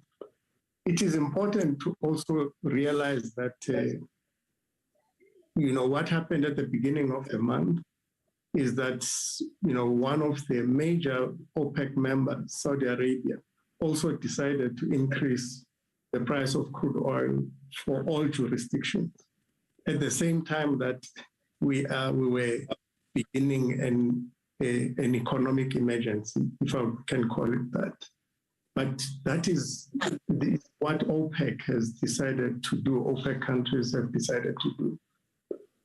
The issue of refining, I really would want that issue be considered very carefully. If you import without having refinery capacity, you are not just importing petrol and diesel.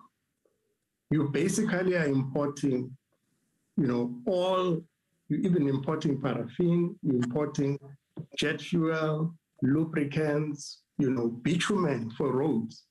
It means if you don't have refining capacity, you are forced to then end up importing all of these benzene, LPG. If you don't have a refinery, you have to import LPG in a country that has got energy constraints.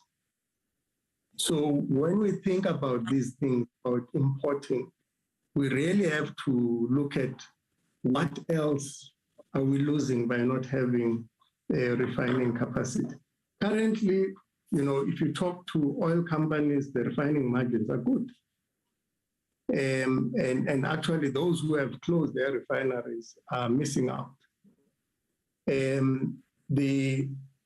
Now, Glencore, as I mentioned earlier, Glencore owns the Astron refinery, and they have decided that they are going to restart that refinery. They've invested in fixing what was damaged.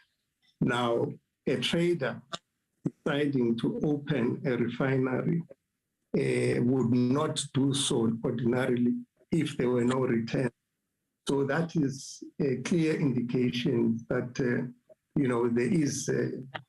are returns to be made there. The one thing that we should not lose sight of is that India invested in export refineries, and that was the private sector.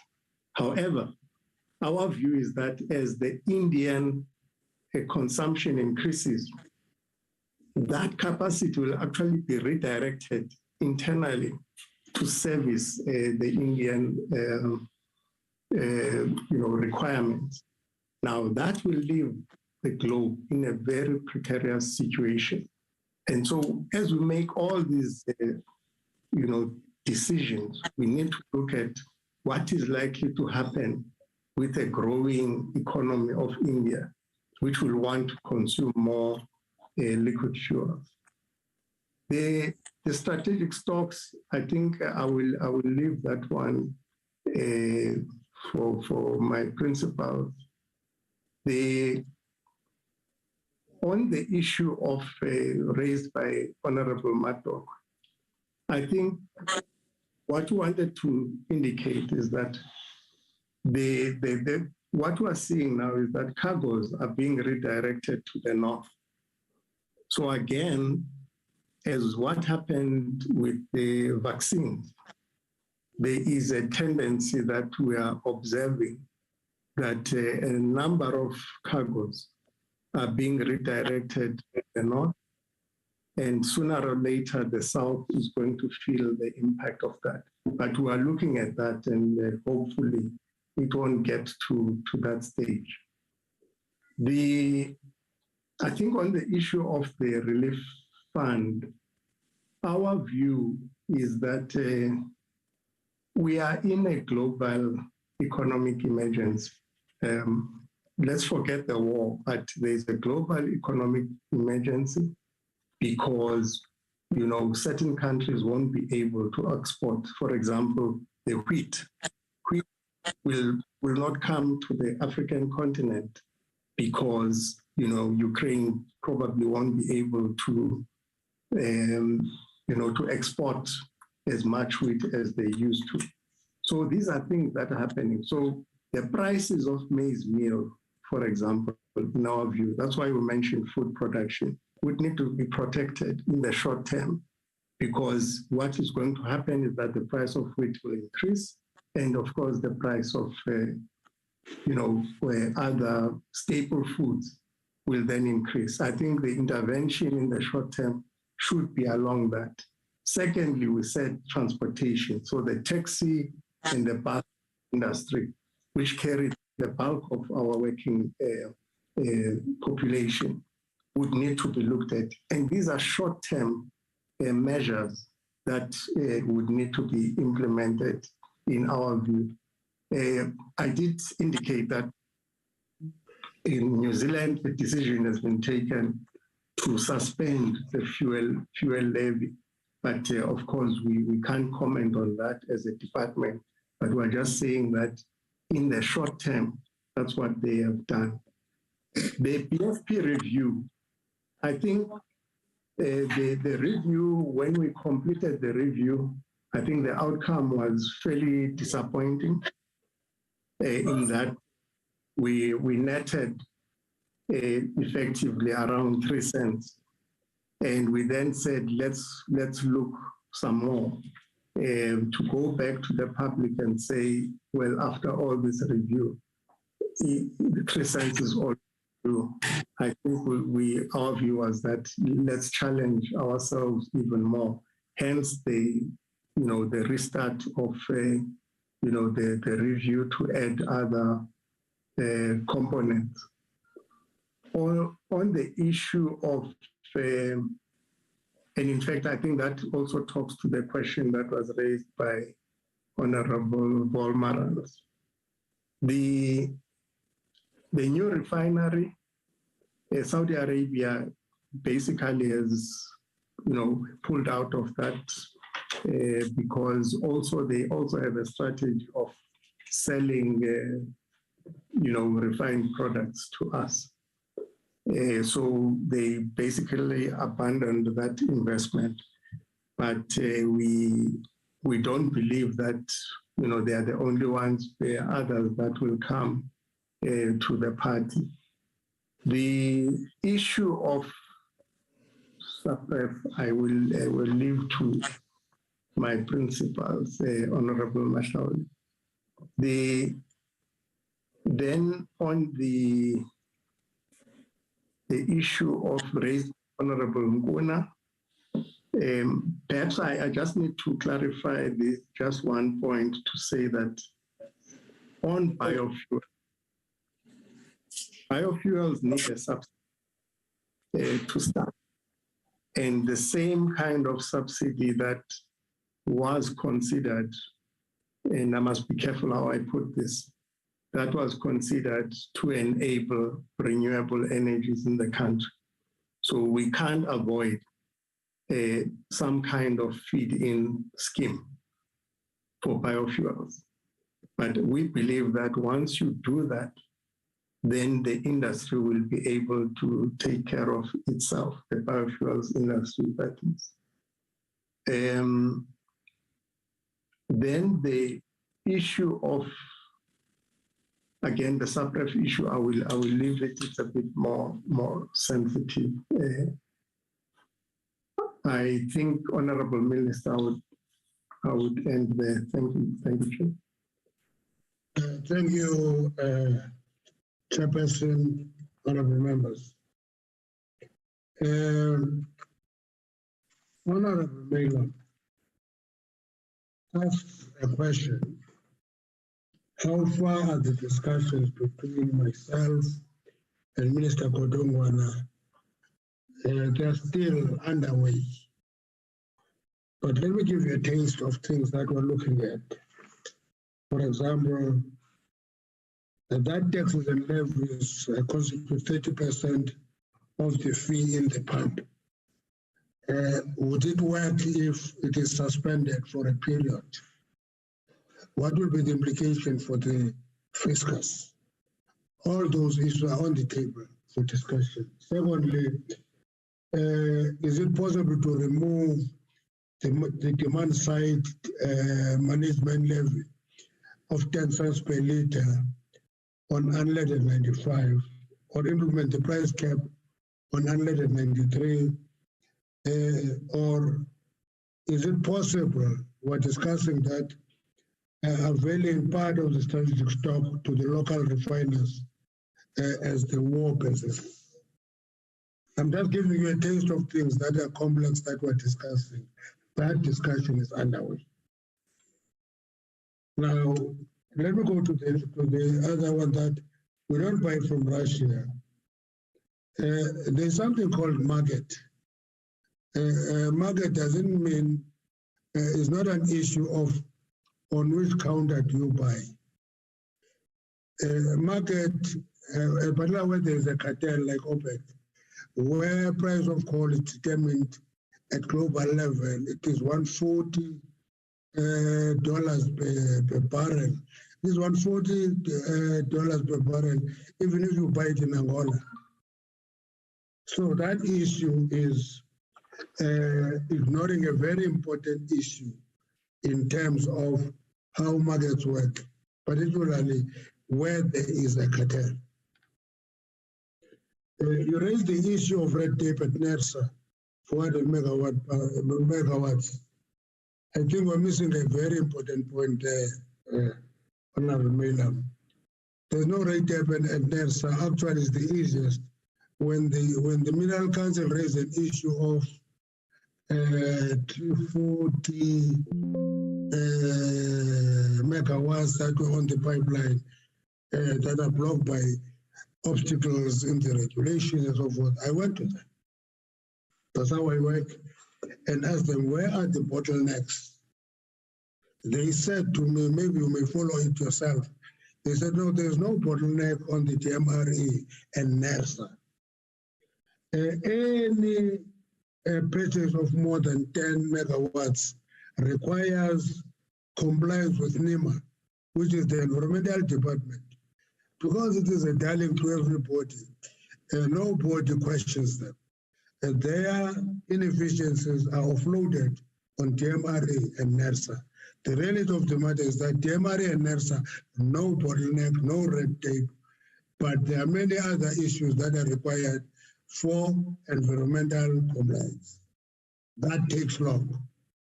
And we've raised it with the President. President, you actually whipped us up to say no permit should take more than 2 months. We're complying, but we hope you can use that whip to other departments as well.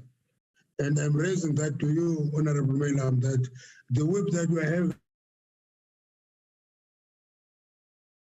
for the DMRE, raise it to the other departments as well that are involved in the process. So there is no bottleneck, no red tape that is an answer in this regard. Actually, it is us who said we actually revised regulations there, but we have not seen a single application after awards permit. We're still waiting. If it comes, we'll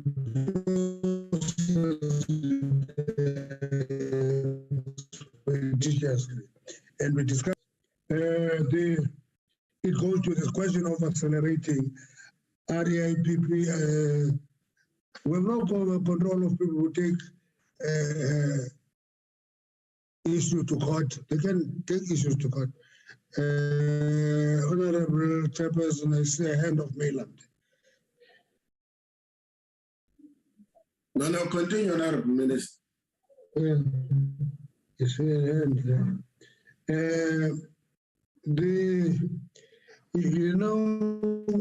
Exploration in the upstream market, in the upstream of energy is quite important. It is blocked, it is taken to court all the time.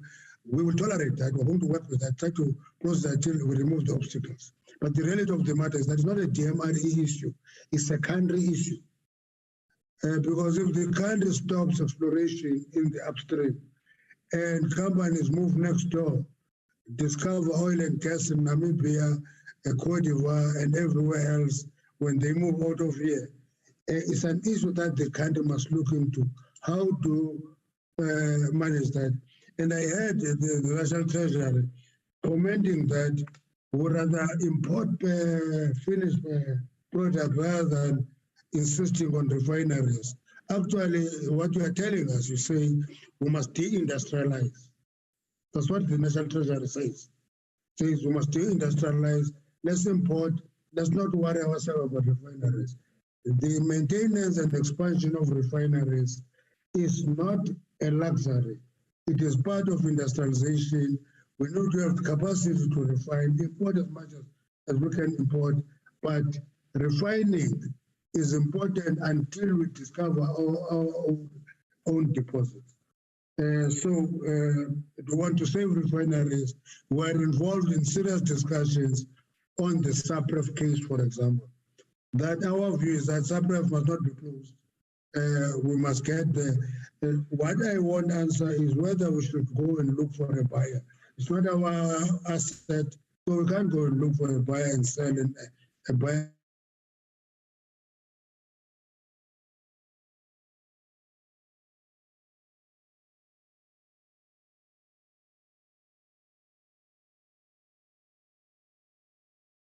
I used to do that when I was a trade unionist, sell stuff from one company to another, and say that and increase the refining capacity, doesn't kill it. And therefore, Honorable Madoko goes and wants us to give a report on specific projects. I think that is inappropriate for now, for this discussion. The committee can invite us to give update on the specific projects. So, for example, you want to get feedback on Saudi Aramco, need feedback on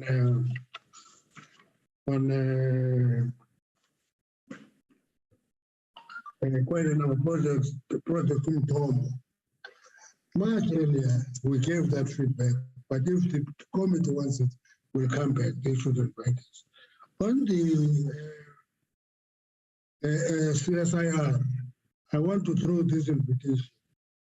The discussion presented by CSIR is much broader than the discussion today. I think we should invite them for a discussion on the energy discussion and on just transition. Because if we don't have that discussion on just transition, because it is nice to say the biblical one that you are lifting your eyes to the mountains, okay? That's where we want to go. That's where my Savior is. The most important way is how do we transgress that transition, which is a journey? How do we undertake that journey? I think CSIR must come and have a discussion on that issue. Because to show us green pastures across the river is good, but how do we travel that journey? Today, we have a fleet of coal-generated power stations. How do we, actually we said we don't close them, we said we actually scale down. We don't say close down, we said scale down coal power generation. And in that discussion, we must factor in the developments in the globe. Europe is ordering coal from us now because of the conflict in Russia and Ukraine. They are ordering volumes of coal. And our advice to the government is that use that advantage, make as much money as you can, as long as it lasts. Make it. And we're talking to Transnet to facilitate the move.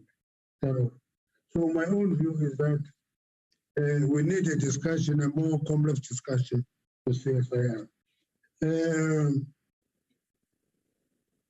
And there was a question that was asked, how do we limit vulnerability? There are two things that we think we should look into. One is exploration, and as well discover our own oil and gas. That will reduce vulnerability. Number two, we must retain and increase our refining capacity. That's it. Can we curtail use of diesel by petrol companies?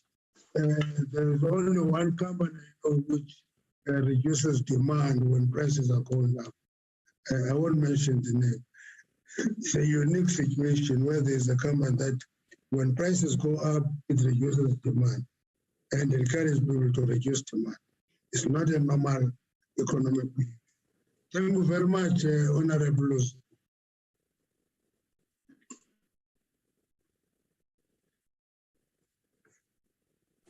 Thank you, the Honorable Minister in the DM. The National Treasury and CSIR.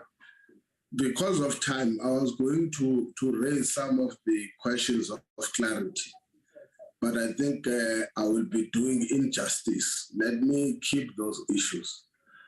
I want to suggest, honorable members, because to me this is a matter of emergency, that if members allow, maybe let's now narrow things down. We have received presentations from the department twice, if not thrice, twice. The initial presentation was exactly on the basic fuel price. I think now when it came back, the issues raised are now what compounds the problem that we have had. I would have only said that thing when I clear that the issue of the conflict in Europe, specifically Russia, Ukraine, has just compounded a problem that we have. So that my concern was that an impression might be created that it is the basis of the crisis as far as the fuel prices is concerned. The second thing, I did give a guide, and I knew that we would be tempted. In our discussion, honorable members, I think There are things that are outside our scope. I did say to CSIR, there are things that are outside our scope that directly fall on the other portfolio committees, in particular, for example, on transport. Maybe in our discussion, we have to take into consideration, based on what we have, whether this discussion can only be limited and be reduced to this portfolio committee. But in my view, a time has arrived where we must confront the real issue. We must take a stance, whether it's a stance by disagreement, that's fine. We can't have a discussion that is perpetual, it does not reach. I always say members of parliament, they've executed the responsibility that, amongst other issues, is to make clear where do they stand on the matter, and if it means they must disagree, so be it. But it doesn't mean we can't take decisions.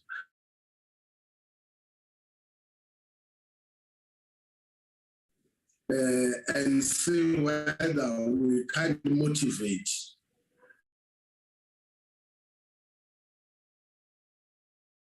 for us to be given extra, we've given presentation, we have to agree with all those things that are being raised. We will try and compile as much as possible from the last discussion or the initial discussion on the basic fuel price, and then we will come to the committee to have a better deliberation from a committee point of view. Whilst we must or we may acknowledge and recognize the fact that the executive also itself is busy engaging each other, especially the DMRE and the National Treasury. Let's look at what then, from where we sit as a committee. I think some of the things that were raised by CSIR, they go even beyond the regulatory mandate of the industry. If it means, like, yes, let's note that, Minister, if it means we must also consider projects underway, how will they assist in mitigating against the situation? But I don't want to sit here and say if the conflict between Russia and Ukraine resolves itself in whatever way it does, it would mean the question that we are confronted with will not arise. Second areas, in my view, there could be what we call your low-hanging fruit or your immediate areas that we must take consideration of. And based on that, let's then see. Because if we think we'll get a very holistic, one-size-fits-all on every matter with regards to this issue, I don't think it will help us going forward. We must also acknowledge the fact that amongst other challenges that we'll have is that part of the major consumption of fuel or diesel is simply because of the very same challenges that we are having. Once we've got a crisis with electricity supply, especially your load shedding, it means consumption generally is going to be very high when it comes to diesel. So there is interconnectedness on many of the issues that we are dealing with, and I would suggest that let's find a way where we will finally say, from where we sit as a committee, here is what we want to put forward as a proposal, and then take that view that we agreed on. Can you allow us, honourable members, to go back and prepare something in the, I don't want to say a report, but a basis of the discussions since the first presentation that was made, and I will ask you to do that a comprehensive prepared presentation for discussion in the committee amongst ourselves, and include the degree of agency on the matter. Can we leave it that if it means we must also go out and engage industry players or find other mechanism to solicit contributions, let the committee make that call at that point when we have those discussions. Can you agree on that, honorable members?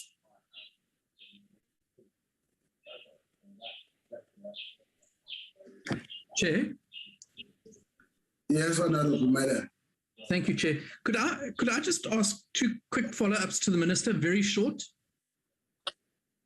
My problem is that I don't know who else would want to do so.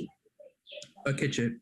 Please, I beg you. I know, but can we do what we usually do? If possible, put those questions in writing, just send them to Ari, and then Ari will send them to the Minister.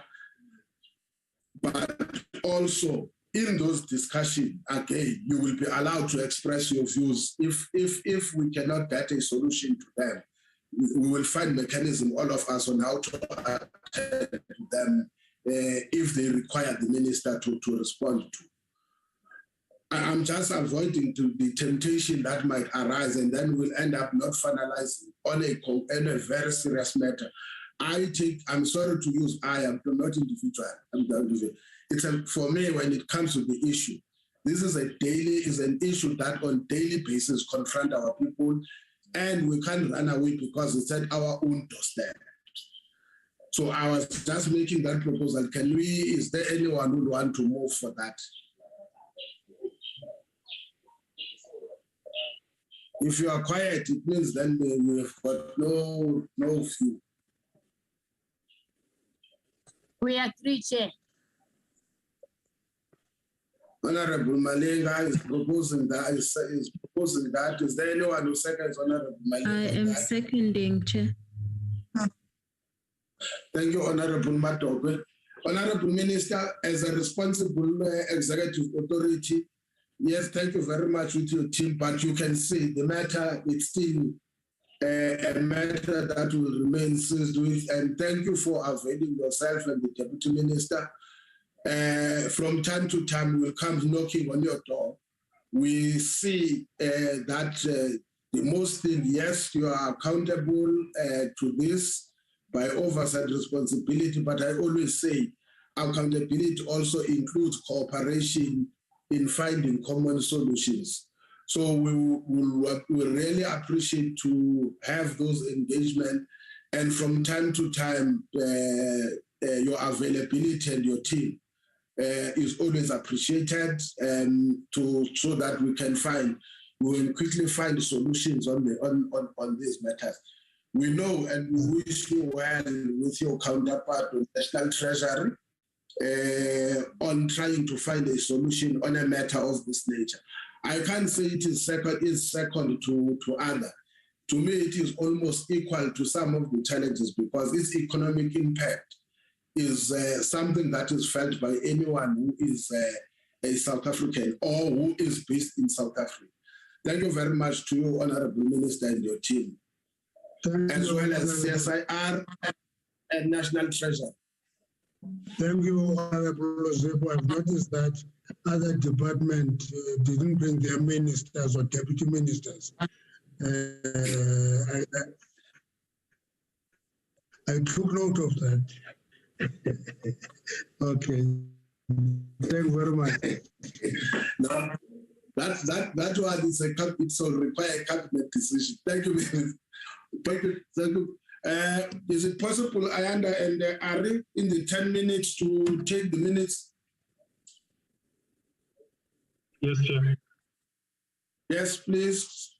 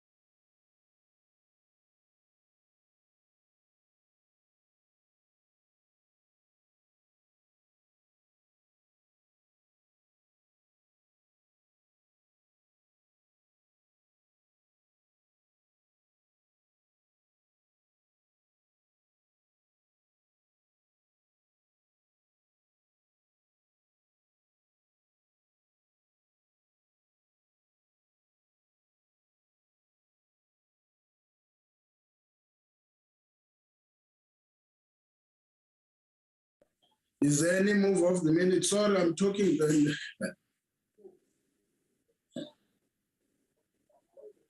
In the absence of corrections.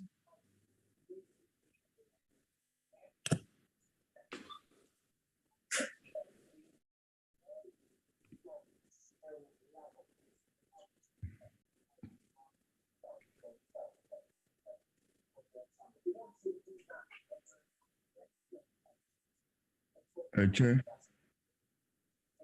Yes, Bobulan. Yes, Chairperson. When we went through on the voting part, I'm not sure if it was captured the reason for our abstentions on the note that was submitted by Honorable Madogwe, because we had abstained on the basis that we had network issues and we couldn't get a full presentation, or rather capture a full presentation on the legal advice. And we also couldn't participate on the engagements because of the same issues of network and load shedding.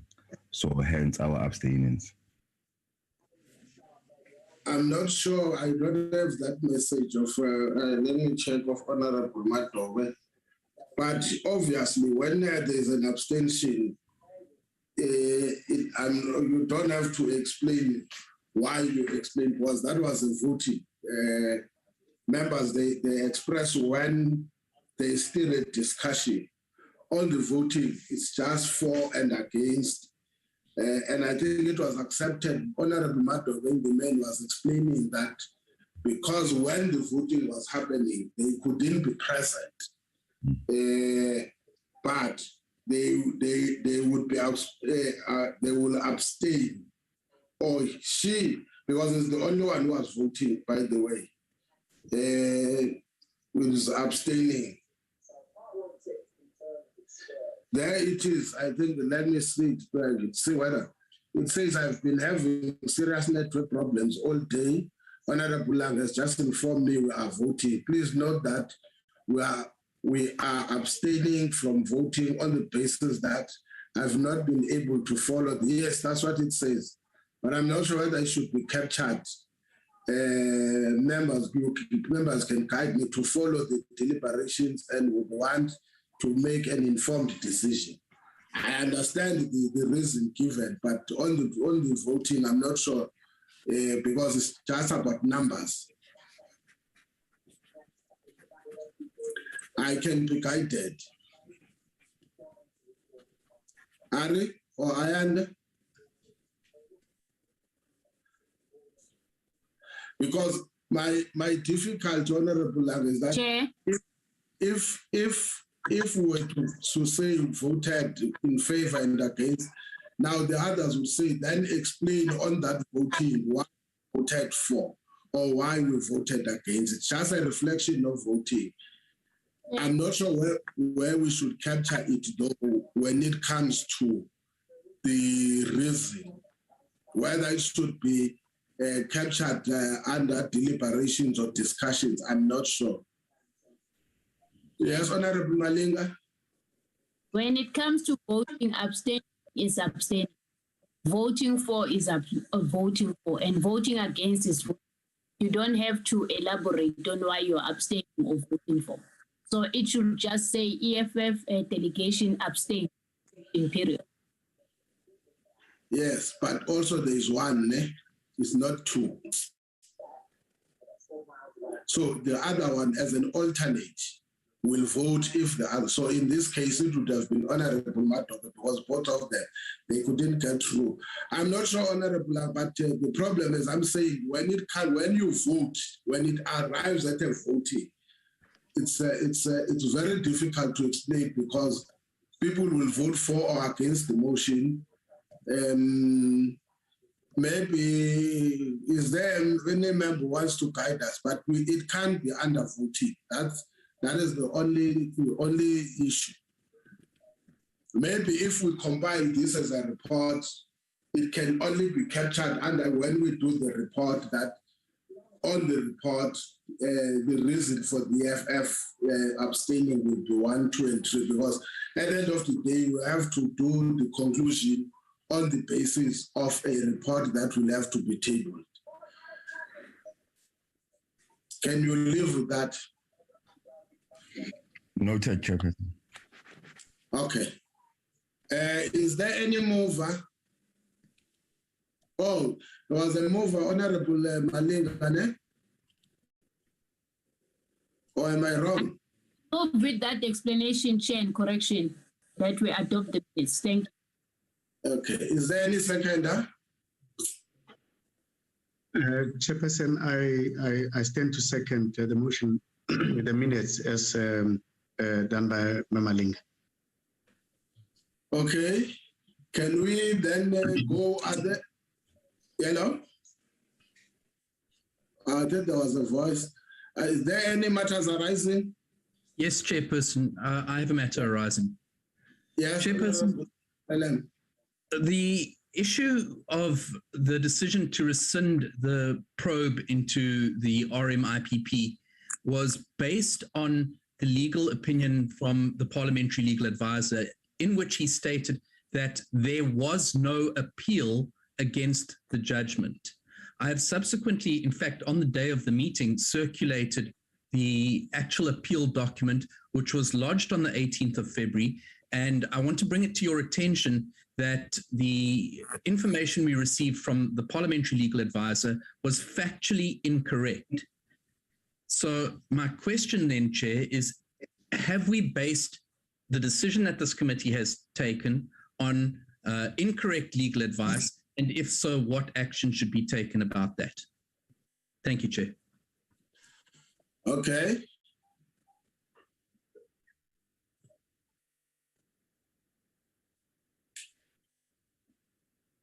I don't want to be the only one. We were many in the meeting.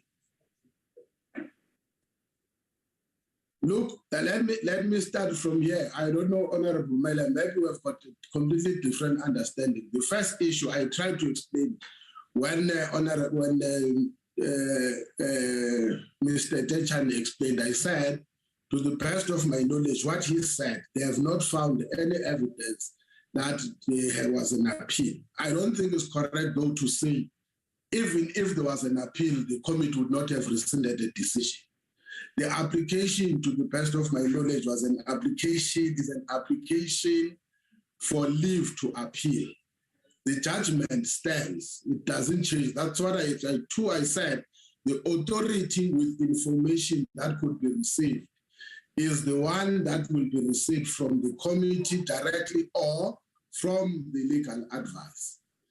And I wouldn't say the question of an appeal, if it had been taken, it would have been what would influence the committee to take any decision. To the best of my knowledge, the committee, based on the judgment and the fact that the entire, and this is a subject we must allow when we voted, that there's a different interpretation about it. It was based on the fact that the whole process was being questioned. But I will get, that's why I didn't want it to be from where I sit. But we can also ask Mr. Dejana to explain himself with regards to the matter that only relates to the issue of the appeal. Are there any other who want to have a take? Yes. Wait. Is there Honorable Malinga? Is there any other person?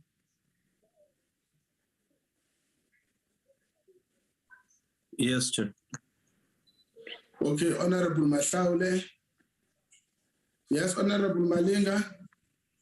Chairperson, we have no evidence that DNG appealed on the 8th, because even what was posted on the portfolio group, it has no stamp or date stamp of the appeal. Even if it's an electronic thing done, I think it should be clear.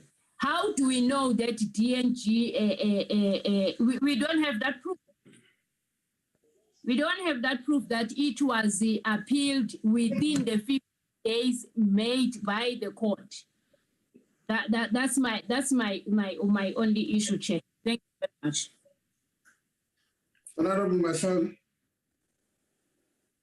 Chair, it would be unfortunate to agree that the decision to rescind was based only on the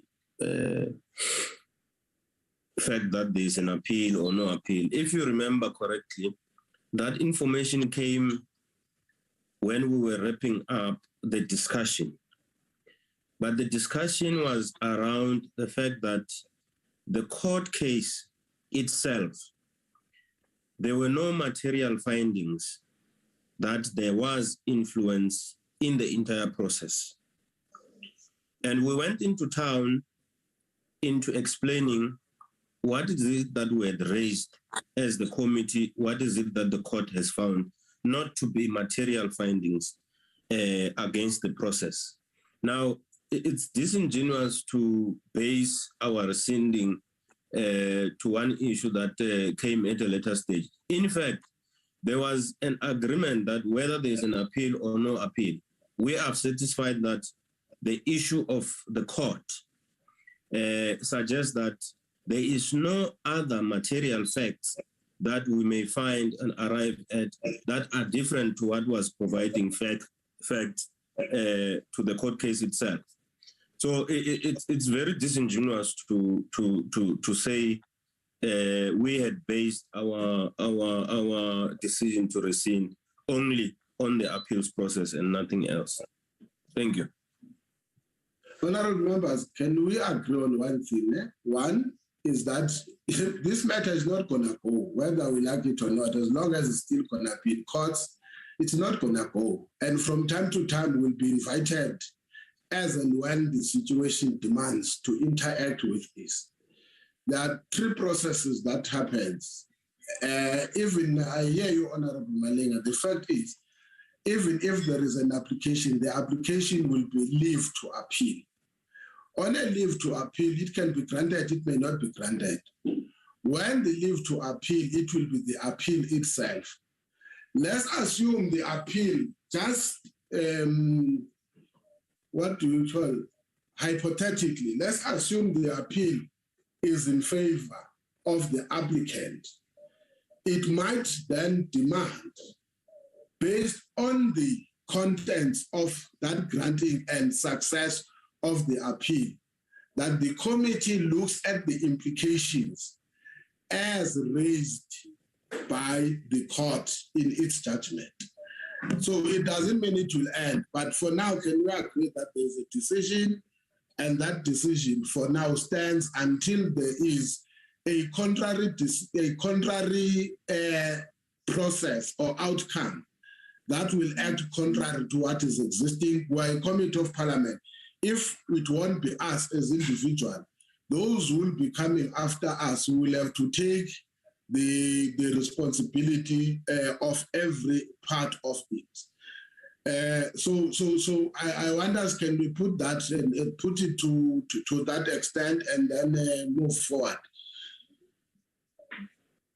Okay. Is there any other? Yes, Honorable. Chair, on a separate matter, could I ask that the minutes of that meeting be emailed to me as a PDF? For some reason, I can't open the Word document on any format. So if Rico could send it to me as a PDF, I'd really appreciate that. Thank you, Chair. No, that's fine. What then we have to do, I don't know, maybe also in future, the thing we had taken, there are certain things, honorable members, we don't have to, it's more or less the same thing with the main discussion of today. And I think it's going to be the same thing also when we deal with the issue with regards to the, what do we call it, this thing, the judgment on the, what do you call it, on the mining charter. We will try, we will do the minutes most definitely. It's an administrative matter. I'm not sure, let me go back to the staff and then we will have to deal with the matter so that it can also be tabled for as a report of this committee. In the same way, the issue of the fuel crisis, we'll have to follow, I think, similar procedure, so that most of the discussions what we take don't just become discussions that do not get any factual platform where it is relevant for them to get that. In the absence of any other matter, can I then declare the meeting adjourned? We are meeting on Friday again, isn't it, Ari? Correct, Chair. Mankausa and Labour Movement on the September 2021 court judgment on the mining charter, Chair. Thank you very much, honorable members. The meeting stands adjourned. Thank you, Chair. Thanks, Chair. Recording stopped. We don't have a meeting of our own, Honorable Malinga. We're going, all of us.